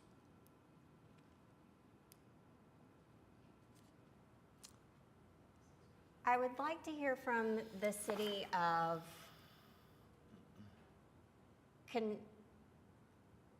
flooding on native land versus flooding on a new community with hardscape. Do we have any information on that? Does it typically reduce the flooding in the surrounding areas, or does anybody?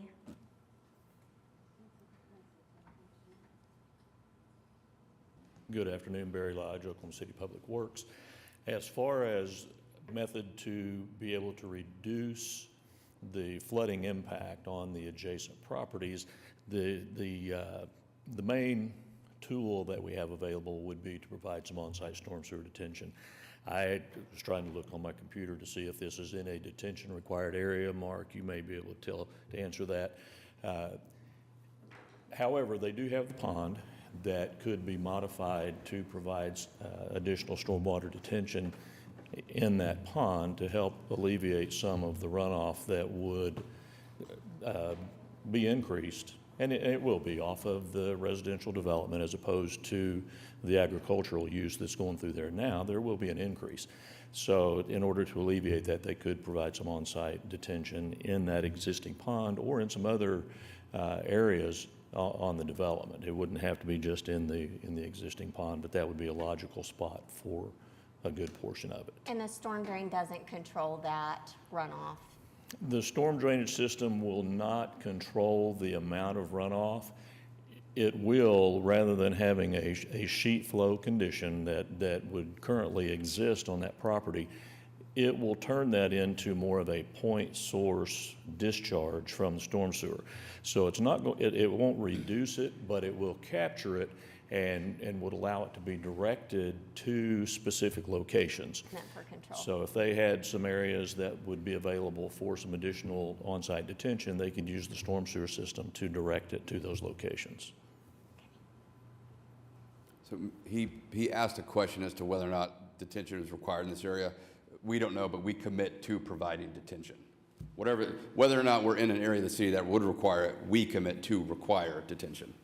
Which you're saying will help with Yes, that will okay. help, and that's really going to be that's the main mechanism for being able to reduce that amount of stormwater runoff. Okay. There were a lot of items mentioned that aren't in our purview. The city installing fire hydrants, the city creating a right-of-way and connecting water and maintaining roads. So to that point, if I might, I forgot to mention it. We will commit to providing an easement over to our eastern area so that if those neighbors wanted to drag the water line, they can do so. So we commit to providing the right-of-way necessary to connect the water line that we will be bringing to the east side of the property. And sewer. Okay. So the easements will be there if they want it. And I do live in this area, and I have worked as a community to water lines are broken or shared water wells, and coming together as a community with that water tap available, and in doing the easements and spreading the cost through the community to bring in a second water line or an emergency water line if anybody's water line broke. So I do live in this area. This area is dear to me. I do care about this area, and I understand how this area is growing and how we are having to make concessions in this area for the growth in it. Did you? Dustin Seagraves, Utilities Department. I just want to let you know, currently right now, there's 3 water lines available across, that runs along, it's not county line, but it's the Southwest 29th Street currently, that is in front of their subdivision to the east that currently does not have water.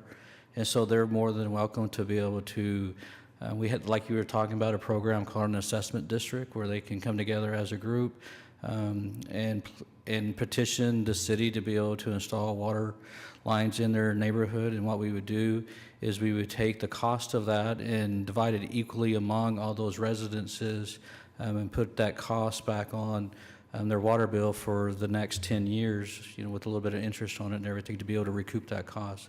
Because by state law, legally, we cannot extend mains for subdivisions and for private development. But that's one way that we can help as a city to be able to provide water to these residences if they so do so. And could the individuals come to you after the meeting if they would like more Yes, information? I'd be on more that? than welcome to give Okay. them my information. Mr. Box? Yes, ma'am. It sounds like a lot of the residents aren't completely against the development, but maybe they need a comfort level of some things that haven't been discussed. Would you guys be willing to have a community meeting, talk with the residents again? Sure, we can do so between now and city council. We're happy to do that. We did continue this once already to have that meeting. My belief is that 3 of the 5 people that spoke were in that room when we met, but we can certainly have that meeting. In terms of the 60-foot buffer, we can't agree to that. The 20-foot buffer, in our opinion, is a better bargain than they're getting now. Because again, the whole thing is zoned R1. So if we take the things that are off the table, in my mind, because they are pretty far removed from those folks, the south half is already zoned R1. So we could put 50-foot wide lots right up against their property now. Instead, we're going to do a 20-foot green belt and then require the lots along that eastern line to be wider than R1 would require today. But we are happy to continue the discussion. We have, approximately 6 weeks before we go to City Council. And again, the added benefit of I think we bring the water closer than it is right now on 29th with an easement.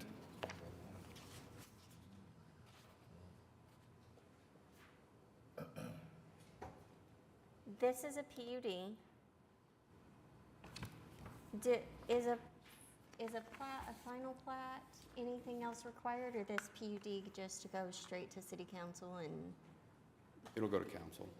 We will have to come back to plat it.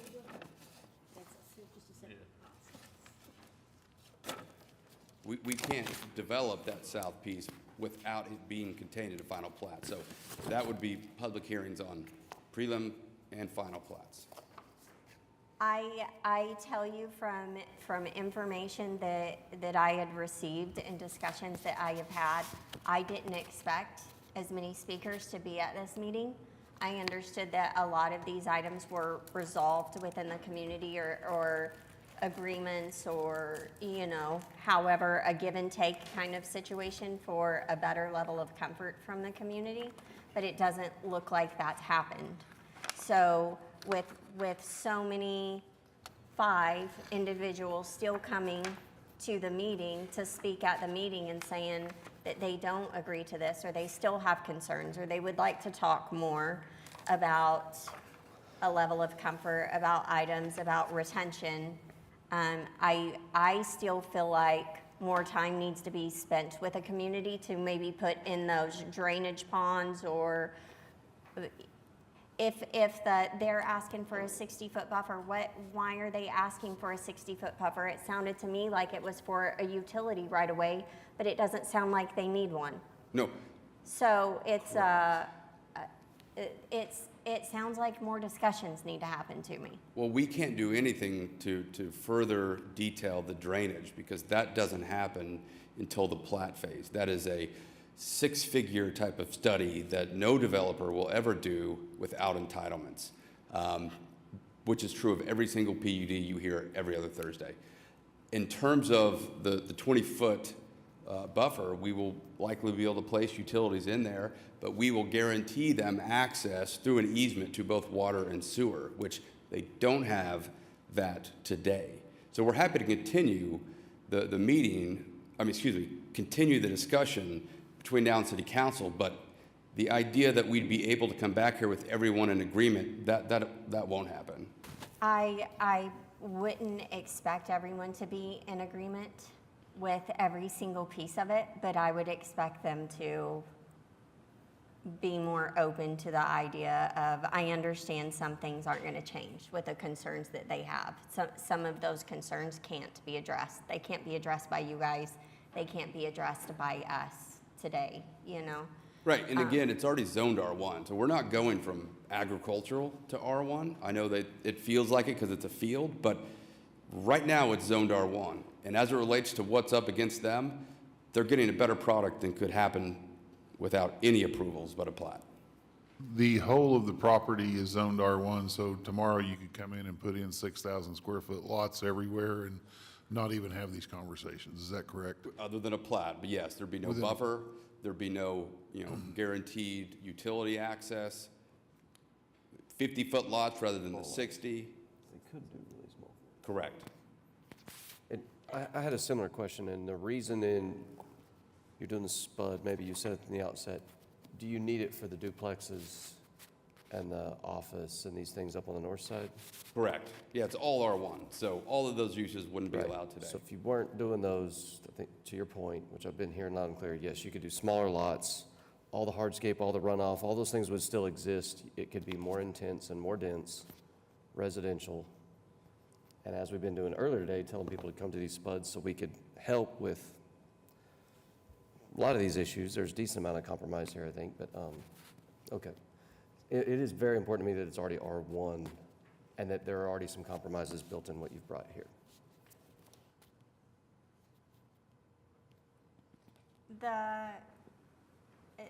I also want to ask about the 8.3 access regulations on the private drives? So that would be limited to the senior independent living. Most apartment complexes are served by private drive. So we can stipulate that that is limited to the senior independent living. So where it says, in areas developed with senior independent living, platted lots are not required to take access from approved streets. But there's a new sentence that doesn't specifically say senior independent living that starts primary access to individual platted lots. So we can add it, I mean, we can add a TE that the only private drive access allowed within the PUD would be limited to the senior independent living product. And we Everything talk else would be about pub- private drives a lot, and we talk about limiting private drives because private drives are not built to city standards. So then when they're turned over to the city can't maintain those private drives. So this is a little different. The rest of the project will be all public streets. Apartment projects almost always are accessed by private drive.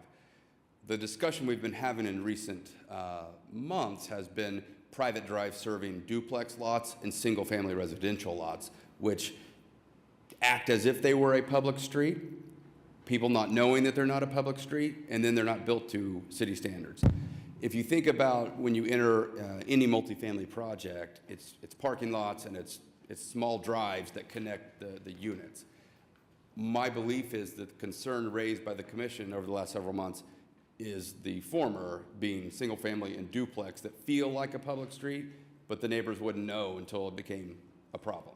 Right, and each individual neighbor owns their little piece of that. So in the senior independent living, is that owned by a company, like a whole apartment and the property is owned by a company and the apartment is responsible for maintaining their own property? Yeah, correct. So it's most likely that it's a complex by which you would pay rent, and then you have the ownership entity responsible for maintenance.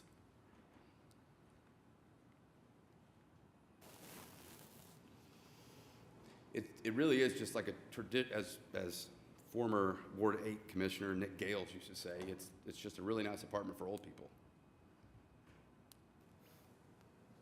But it's not an apartment because it looks like you can purchase those and it's gonna be individual.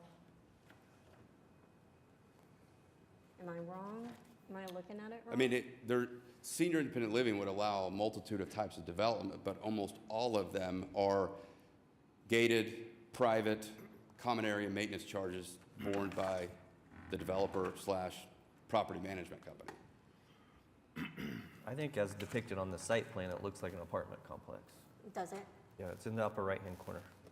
That was already. But also, that's kind of the product. I mean, otherwise, it would just be another platted part of the neighborhood. The whole point of senior living areas is that you're not responsible for the maintenance, that they are cared for and kept uniform and, so on. And that's why they're appealing and they demand higher rent rates. And all that being said, if they were still single-family residents, just for adult living, they would need to be private streets and not private drives. If it were to develop. And we don't know. Your pretty picture is a pretty picture today. Sure. That's where I'm coming from. If it develops a single family, we will commit that there'll be public streets. The only avenue for private drives would be if it were developed under that senior independent living concept. Everything else would be public streets, built to city standards, dedicated to the city. 8.3B, private drives shall be permitted to be named and platted lots taking access off of private drives. Would you willing to strike that? Well, I think we need it, but just add that provision again. It's only senior independent living that could be off a private drive, but I'd hate for the private drive in the senior independent living not to be able to be addressed correctly. You would just have to have a variance if that was the case. we came back with that. At a plat?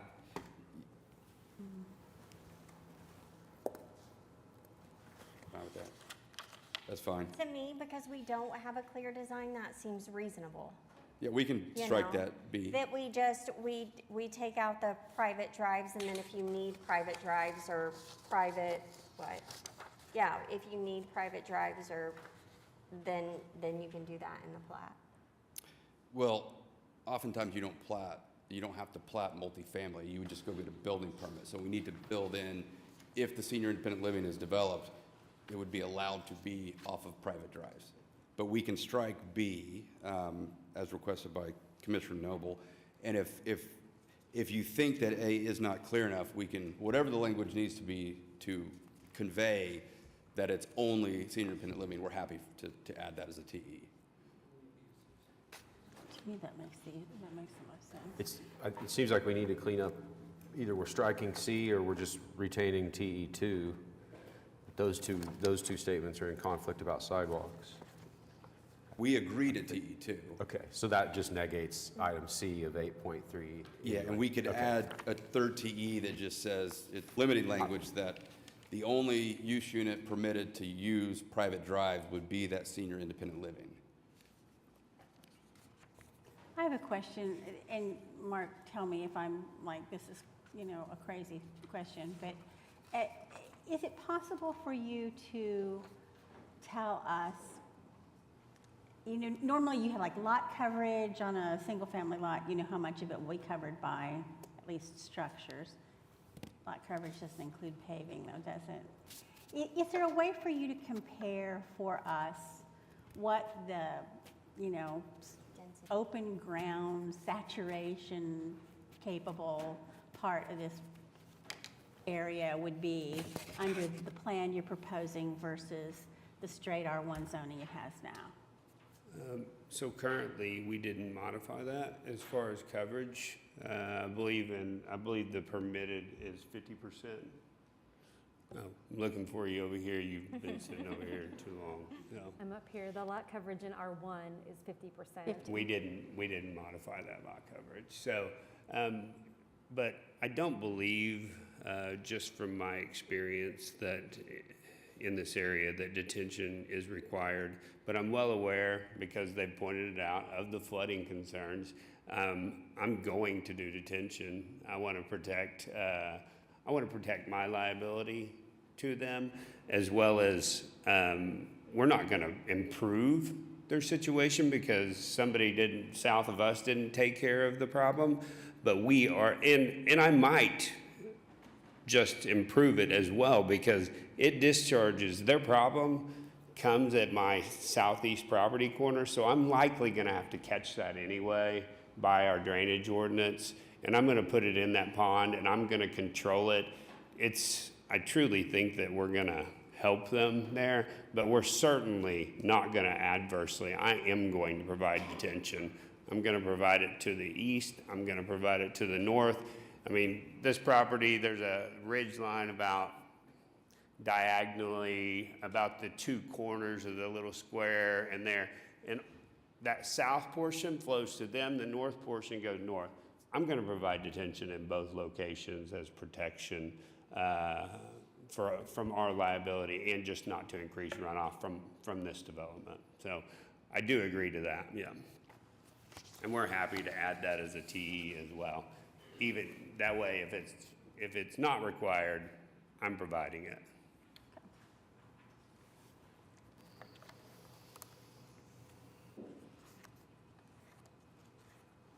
And then you said you do not agree with TE1, that the lots to the east, To the south. the south. So the lots to the south are less than 6,000 square feet, so I'm not sure that there's a concern there. So what we can agree to do is in 8.1 sub D sub 3 is, again, add that and 6,000 square feet language to how it's drafted now. So we would just add the words after 60 feet and 6,000 square feet. To the south, my belief is there's no one here protesting. Those lots are sub 6,000 anyway, so I don't know that there is an incompatibility with what we propose as it relates to the south. What's the current lot size on the single family? 6,000 square feet is the minimum. Somehow, are you talking about in the PUD? Yes. So we say 3,000 in the PUD. So half the size of those lots. Correct.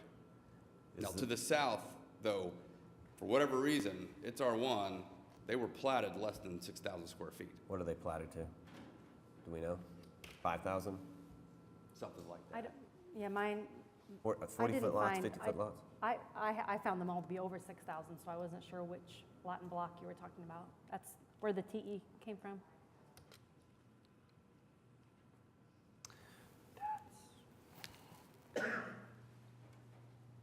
These are shown as 36-foot wide, and the plat that's filed of record, and 105 feet long.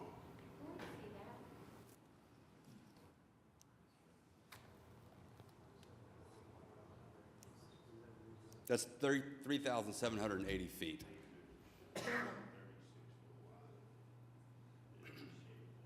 So maybe I don't understand. You're saying we're not 6,000 feet, but we'll add a TE that says 60 feet and 6,000. So that's addressing to the east. So right now, the MDS says minimum lot width for single-family dwellings abutting the required landscape buffer along Shawks Western Heights Estate shall be 60 feet.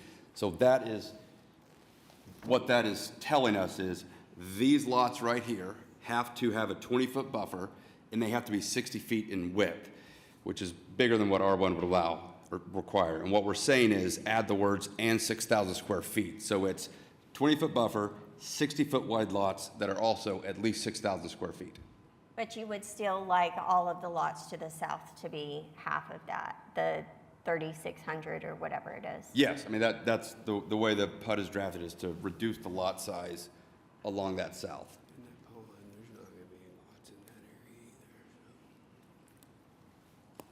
And I'm not aware of any concerns from anyone on the south. Almost a 3 for 2. It almost seems like TE1 was written, it should have said eastern boundary instead of southern. Yeah. Well, I'll address that. TE1 was written, really what it should have called for would have been like meeting we have an R1 to R1 rule that says all lots have to be 75% up to 7,500 square feet. We're adjacent Yes. to another platted lot. But we honestly, Mr. Box, we only looked at the Kingsbridge West edition. So I think that's where the confusion's coming in. Oh, okay. Yeah.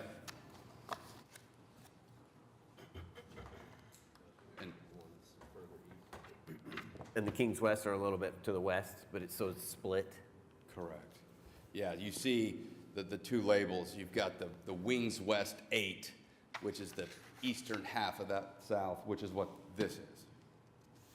The 36-foot wide and 105-foot in depth. So I have a question about, on the south, the neighbors to the south, those lines I do not think are correct. I think those are splitting in the middle of lots. I just counted up on the map on the county, and I counted these up, and you show a whole lot more lots across the south than I'm finding on the county. Those lines, I don't think, like you guys have drawn in those black lines on this other one, sorry, the one that's on the screen. That's the plat. I mean, That's to the south? yes. I don't know where you're starting from here and here. But anyway, okay, now that the black lines are gone, whatever you just showed there, yeah, there's less houses and lots there than you've shown on the one where you have black lines. They look like they're 6,500 square foot lots to the south on what I'm finding. But it does sound like we could modify the TE to say has to meet the subdivision standard from R1 to R1.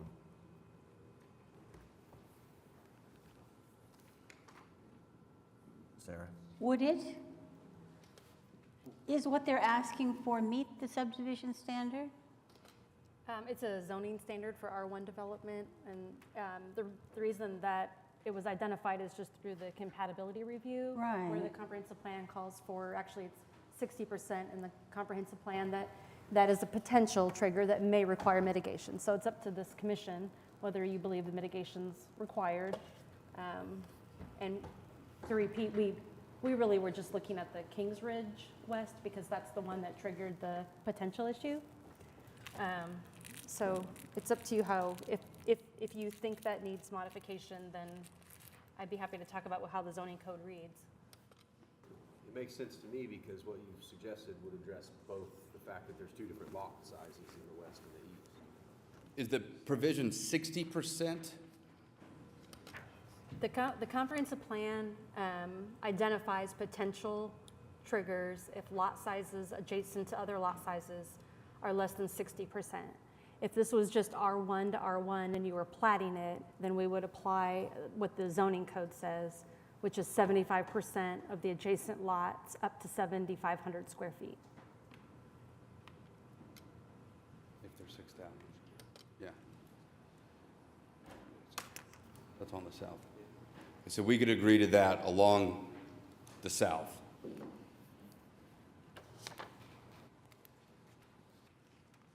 So now we have another TE, is that what we're doing? I think we just say on TE1, lot sizes along the southern boundary shall comply with, they'll be at least 75% of the size of the lots to the south.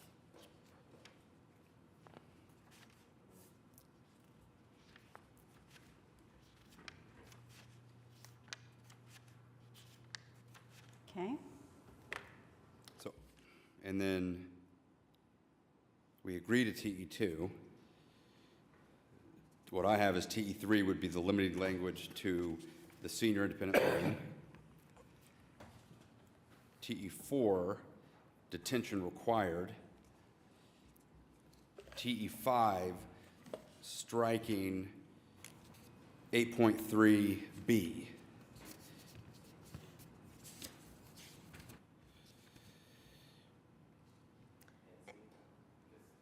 Well, but C is adding, requiring sidewalks. Oh, C. That's fine, and C. So B and C. 8. 8.3 B and C.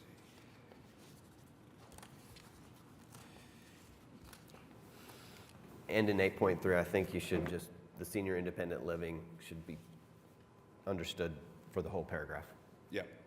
That was, so 1, modify, 2, stays, 3, detention, 4, you had eliminate. I thought 4 was add senior independent living to clarify in private drives are only for senior independent living in AA. Either way, I had 3 was the senior independent living, 4 detention. I don't think it really matters. But, Okay, and then 5 was the deletion of 8.3 B and C. B and C. Does anybody have any other comments or? We're adding 6, that lots along the south boundary shall be 75%. Well, I had think that just we're as a modification of modifying T1. one. Oh, okay, okay. Yeah.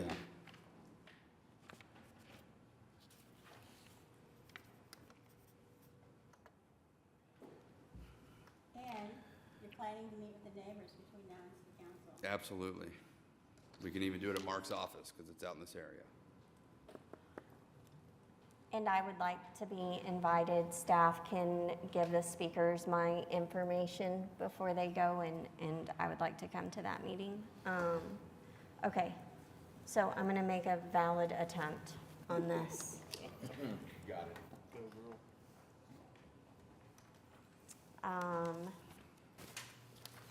I recommend approval of PUD 1941 with the following revisions to the TEs.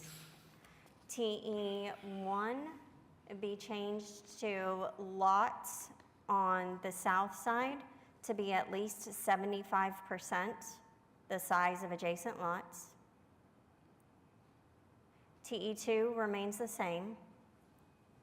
TE3, detention required. Do I need to Are we going to say to the north expand on and that? east? Are we going to say to the north and east? The detention required, is that necessary? Just detention will be required. Detention. Adequate detention, adequate is kind of a vague word. Just What? say detention. Detention will be, required. It'll be I just think it's just standard. detention required as long as we can see from Public Works that that's okay to say it that way. In the PUD, detention is We required. just say Mr. detention's required. Yes, I think we can say detention shall be required, and we may say for the entire development, some language that would apply to the entire request, the entire PUD. Detention will be required for the entire project. Yeah. So TE number 3, detention will be required for the entire development or project. Entire project, yep. TE 4, we are going to add clarification to item 8A that private drives are only allowed in the senior independent living area. And TE number 5, we are going to delete items 8.3B and 8.3C. If I may briefly, on TE1, I want to make sure it's lots along the southern boundary. Is, Southern boundary. okay. Good for you. Okay, I have a motion to recommend PUD 1941 for approval to City Council. We have a subject to the technical evaluations as amended. Do I have a second? Oh, that's me. Okay. Seconded by Commissioner Powers. Please cast your votes.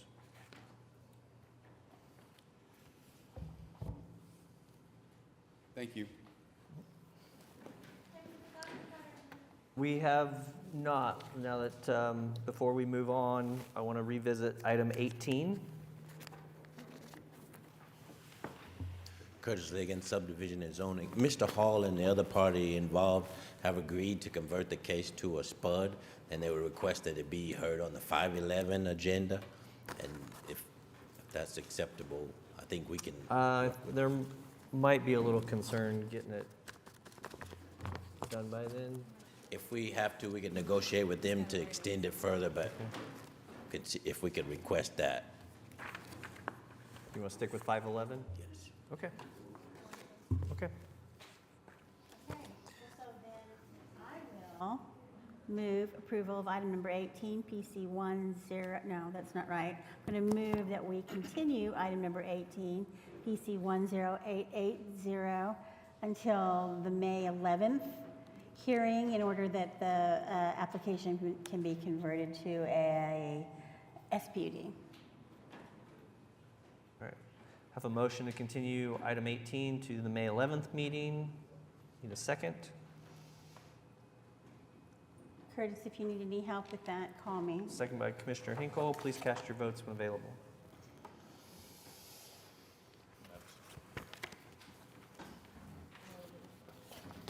All right. That item passes. Thank you.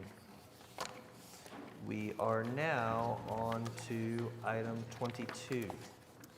Item 22 is a resolution of the Oklahoma City Planning Commission determining that the proposed First Amendment to the Oklahoma Regional Innovation District Project Plan is in conformance with the comprehensive plan for the city and recommending approval to the City Council. And Kenny Sudol is here on this item.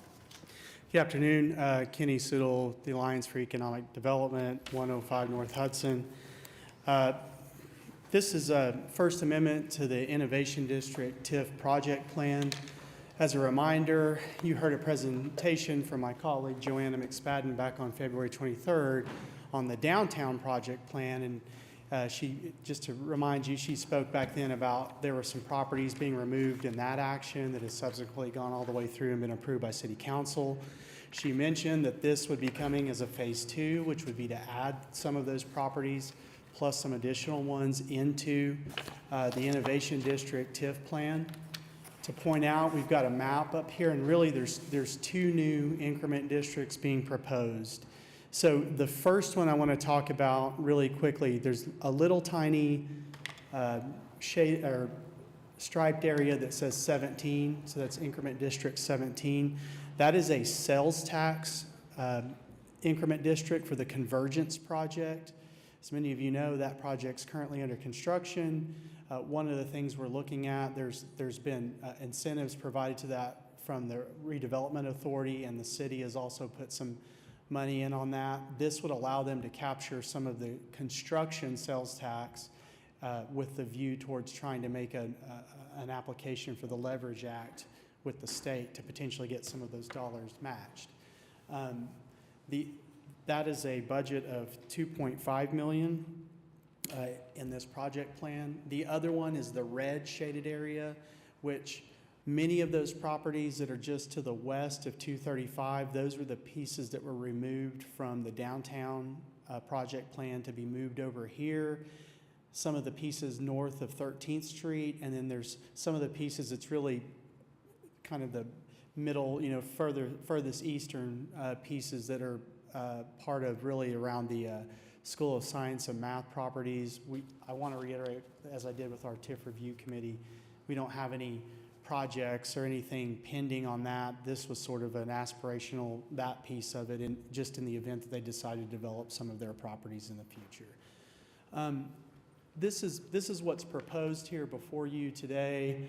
Really wanted to talk about the bigger picture was, I think as Joanna mentioned previously, the changes in the downtown and this one, really looking at trying to grab some of these properties that have been undeveloped, have not developed, many of these are Okura properties that are former pieces of right-of-way from ODOT and things like that that have difficulty in developing.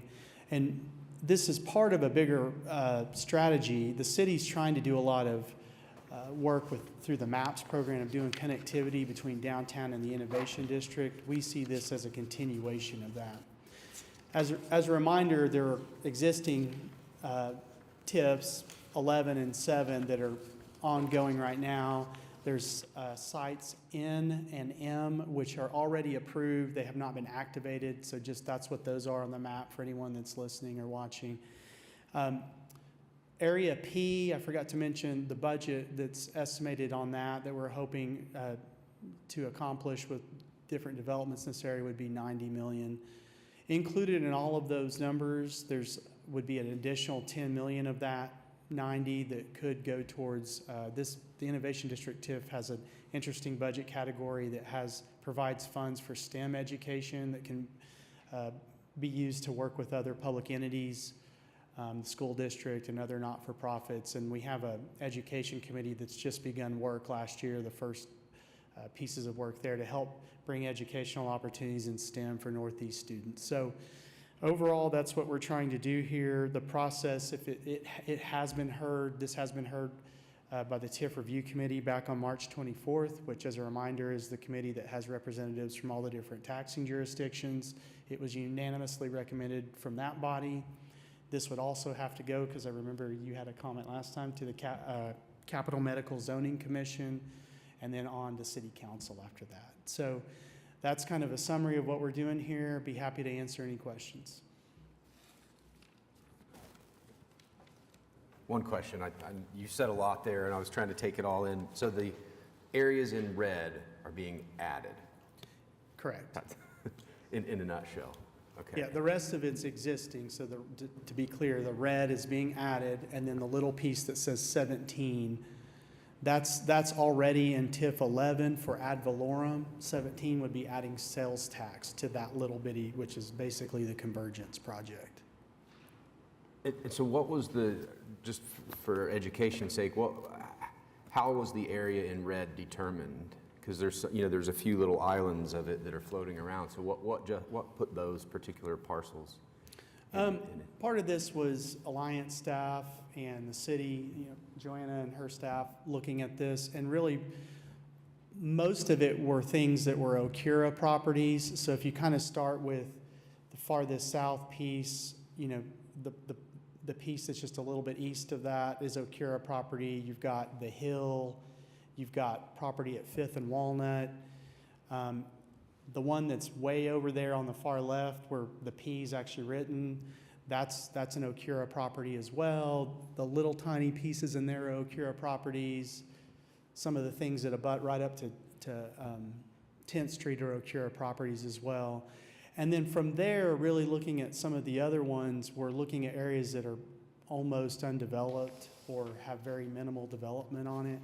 One thing I failed to mention is also I intended to share was, if you looked at all of those in P right now, the net assessed value on that is, well, or the assessed value is, it's probably less than 40 million for all of that. And as a reminder to everybody listening, once we activate this TIF, if approved, that value, the taxes derived from that value still go to the schools, still go to the county, still go to the city county health. So right now, this area in P is generating about $500,000 a year of ad valorem, so not a whole lot. Area P also represents about less than 0.02% of the area in Oklahoma County, and it represents probably from a value perspective about 1/20%. So while it looks like a lot of property, it's really pretty small compared to the county in total. Again, looking at it, it's properties that have had no development occur, properties that trying to look at and think about they've had challenges for whatever reason. Maybe they're environmental, maybe there's major utility relocations, maybe they're just tough. The stuff at 5th and Walnut, I think we were looking at that. There's Okura property there, but also if you've driven over there, it's an awkward 5th, Walnut, and Harrison. It's kind of an awkward area that needs some pedestrian improvements and other improvements, and it really serves as kind of a gateway into that innovation district. So there were some thoughts on that. I'm sure there's a lot of other folks that would have loved, I'm sure, to have their properties included, and we tried to limit it just to things that were primarily undeveloped. Mm-hmm. So to be clear, just make sure everybody understands that the increment areas are those areas from which it is hoped you will capture the increase in value. The taxes that are being collected from the value that's there now, however limited they may be, will continue to be distributed as normal, as usual. Mm-hmm. But any increase in value that is generated as a result of this process will be captured, and it can be spent anywhere within the blue line, anywhere within the area that's designated as the district boundary, the project area, not the district, the project area. And so what you're hoping to do, of course, is to use, it all has to be public infrastructure and public funding, public works for what we think of. It's not private money, although it's a little bit different now because they do some loans. But so you're hoping to take that process and leverage development to increase property value, increase tax, and to be able to capture that increase to spend it on those infrastructural needs. Sure, yeah. I guess the reason I asked is, so it is a good thing that some of these sites have currently proposed developments that have been in the public realm, and we know they're already planning on doing them. So it's a really good thing to get your project in the red right now. And so I was kind of curious because I got a project that's in the white that I'd love to have red because I'm sure it would really help those developers, but they missed out on this one. Yeah, I don't know how that happens, but. and it's one of those, I think, certainly there's probably lots of other folks who would like to have things drawn in. I know, and this is the difficulty of newspaper articles get out there about developments, people talk about developments, but there's some of those, and there's probably some of them, we're thinking of the same ones that have been out there, but, really behind the scenes and talking with them, some of those really aren't going to happen, or they're going to happen at a much lower level, or with the current environment where there's, the massive inflation, the interest rates that we've seen, a lot of things have been talked about aren't going to happen like they've been talked about, or they're going to be greatly delayed or shrunk in scale. And so those are a couple of things. Of it's public infrastructure. It's also, our goal would be to try to bring denser, bigger development than might develop otherwise. And kind of to your point, when I mentioned there's about $500,000 of increment being, or of taxes being generated right now in P, if we do accomplish the budget that we've set out here, that would raise to $6.5 million of taxes that would be generated annually that ultimately would end up going to those different taxing jurisdictions once the TIF is expired. So, those are all a lot of aspirational things we're hoping to make happen, and we've had to sort of estimate what we think could happen on different pieces of this, but that's always the struggle of, I love seeing those newspaper articles, but they're not always reality. Oh, yeah, we know. I appreciate the background. Out of curiosity, why is the Plyco building there at Fifth and Walnut not included, the little triangle shape across from Smith Roberts Baldishweiler there? I mean, it's just a tiny little triangle in the middle of the red square P that is Rand Elliott's building. I think it may be, so Okura is working on a project that abuts the Plyco building. There's a little piece there, and then the stuff across the street. It may be because we were trying to carve, I believe if that's not included, is we were trying to carve out those existing buildings that are already generating. There are a few that have got some old warehouse or things on it, but that's an example of one we would have tried to not include because it's already developed and it's paying taxes to the different jurisdictions. All right. Any other questions? So, are we ready for motion? I think so. I'll move that we approve item number 22, resolution of the Oklahoma City Planning Commission determining that the proposed First Amendment to the Oklahoma Regional Innovation District Project Plan is in conformance with the Comprehensive Master Plan of the City of Oklahoma City. Recommended approval of City Council. A motion from Commissioner Powers. Is there a second? Second by Commissioner Govine. Please cast your votes.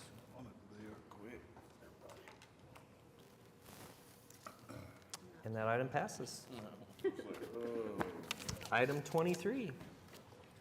Item 23 is a resolution of the Oklahoma City Planning Commission finding the proposed amendments to the Corda Shore Reinvestment Area Project Plan is in conformance with the city's comprehensive plan and recommending approval to the City Council. This is Joanna McSpadden. Hello again. Good afternoon. Joanna McSpadden, Finance Department.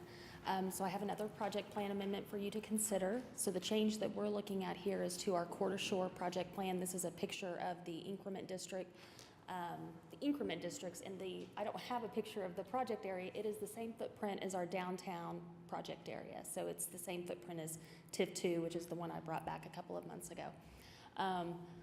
The change that we're looking to make is the change there in pink, the light pink. So we're going to add TIF G, remove it from TIF A, which has already been enacted. It's currently labeled as TIF 13 in our activated TIF districts.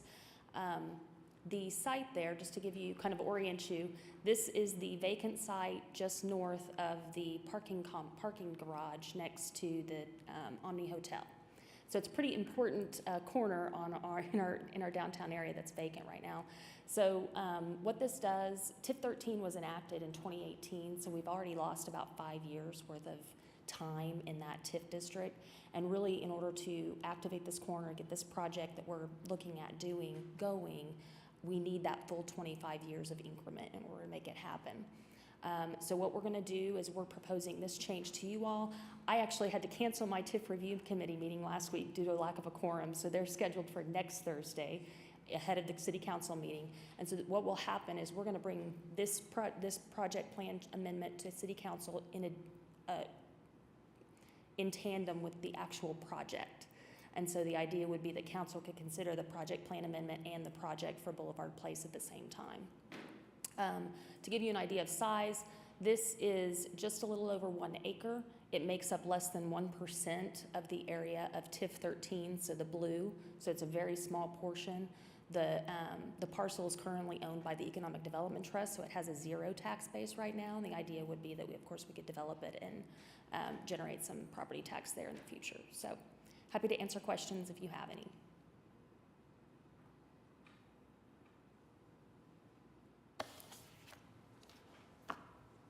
If there aren't any questions, I'll move approval of item number question mark 23. Is that where we are? Resolution of the City of Oklahoma City Planning Commission finding the proposed amendments to the Quarter Shore Reinvestment Area Project Plan dated February 16, 2016 are in conformance with the city's comprehensive master plan and recommending approval of the First Amendment and restated Quarter Shore Reinvestment Area Project Plan.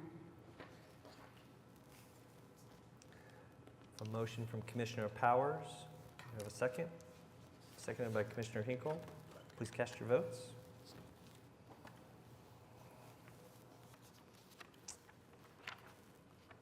That item passes. Thank you all. Thank you. Appreciate it.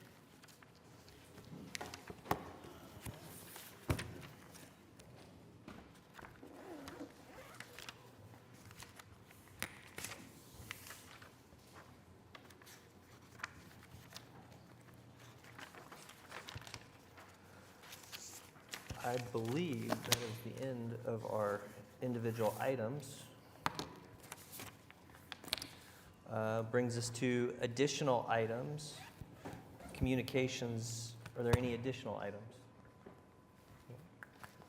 All right. Communications and reports. Planning Commission committees. Any? No? Planning Commission members. Commissioner Powers?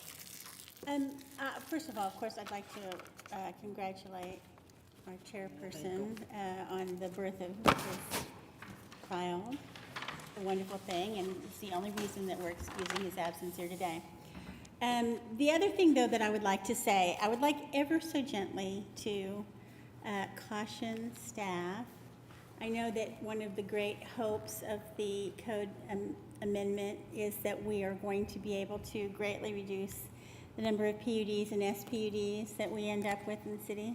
But I feel that we're jumping the gun a little bit. We haven't actually even seen, let alone adopted, the code amendments. And I think, you know, we still have a very real need for the use of PUDs and SPUDs in the city. We just, you know, our current system just doesn't have enough flexibility versus certainty ratio mix that we can do without them. So I think it was pretty well demonstrated here today by the number of cases that we had to push off. So very gently chastising staff a little bit.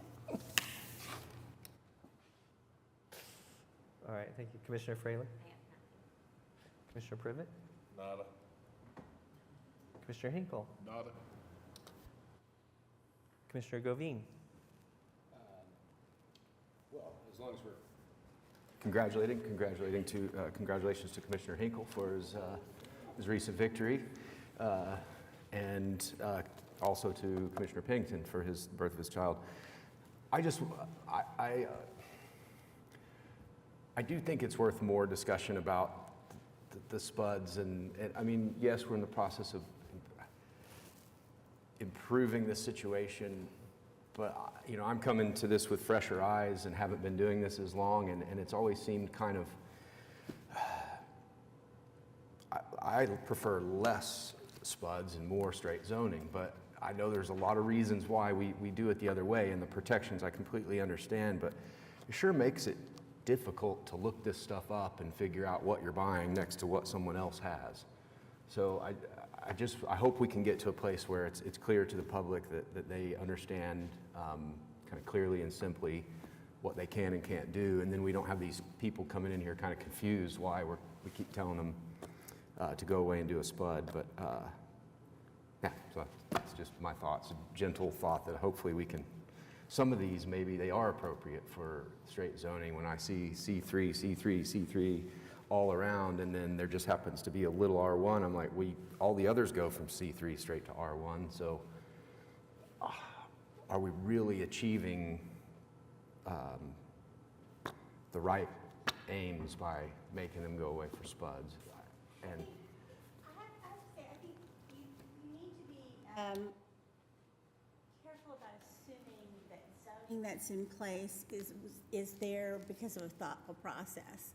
Now, I can't speak for other wards, but all over my ward, there's all kinds of zoning that's there just because, you know, what was there back in 1948 or whatever was, you know, a grocery store, and so now it's zone C4, for instance. I mean, you know, the idea that something is surrounded by zoning that's of a kind doesn't necessarily automatically mean that that was done through a thoughtful process, and it, you know, somebody decided to make it C4. But it also doesn't, in my view, of course it is the hope of the code update that we will be able to reduce the number of SPUDs and PUDs. I remain, unconvinced, but we'll see, you know. But even if that is the case, I think we're not there yet, is my point. Yeah, I feel sorry. I know what you mean. There's a lot of these people that it's zoned R1, but it's been a business for 30 years, and they're just here saying, I just want to keep my business running, you know, and yeah. Anyway, that's. Thank you. Commissioner Noble. Nothing, thanks. Commissioner LaForge? No, sir. Yeah, I'd just like to echo congratulations to Councilman Hinkle, Councilman-elect Hinkle. May 5th, we have you for one more meeting, correct? So, well, you'll be dearly missed. So we look forward to bigger things for you. And then, of course, I'm sure Commissioner Pennington was watching from home, so congratulations. He was probably our one viewer today. Planning Department. Feedback received regarding PEDs and SPUDs. I will say that when applicants call and they call staff and they figure out what zoning they need to do the use they want, and they are cautioned that there may be potential compatibility issues, so perhaps a SPUD or PUD is an appropriate avenue, but I want to make sure that everybody knows we do talk about those options. I will also say we have now surpassed over 3,400 PUDs and SPUDs, and our current rate is 7 out of 10 applications are individually negotiated. So just some quick numbers. And then I would like to remind you of a study session on April 27th, and you should have received an email regarding that from Mr. Butler on April 4th. Thank you. Municipal Counselor's Office? Nothing?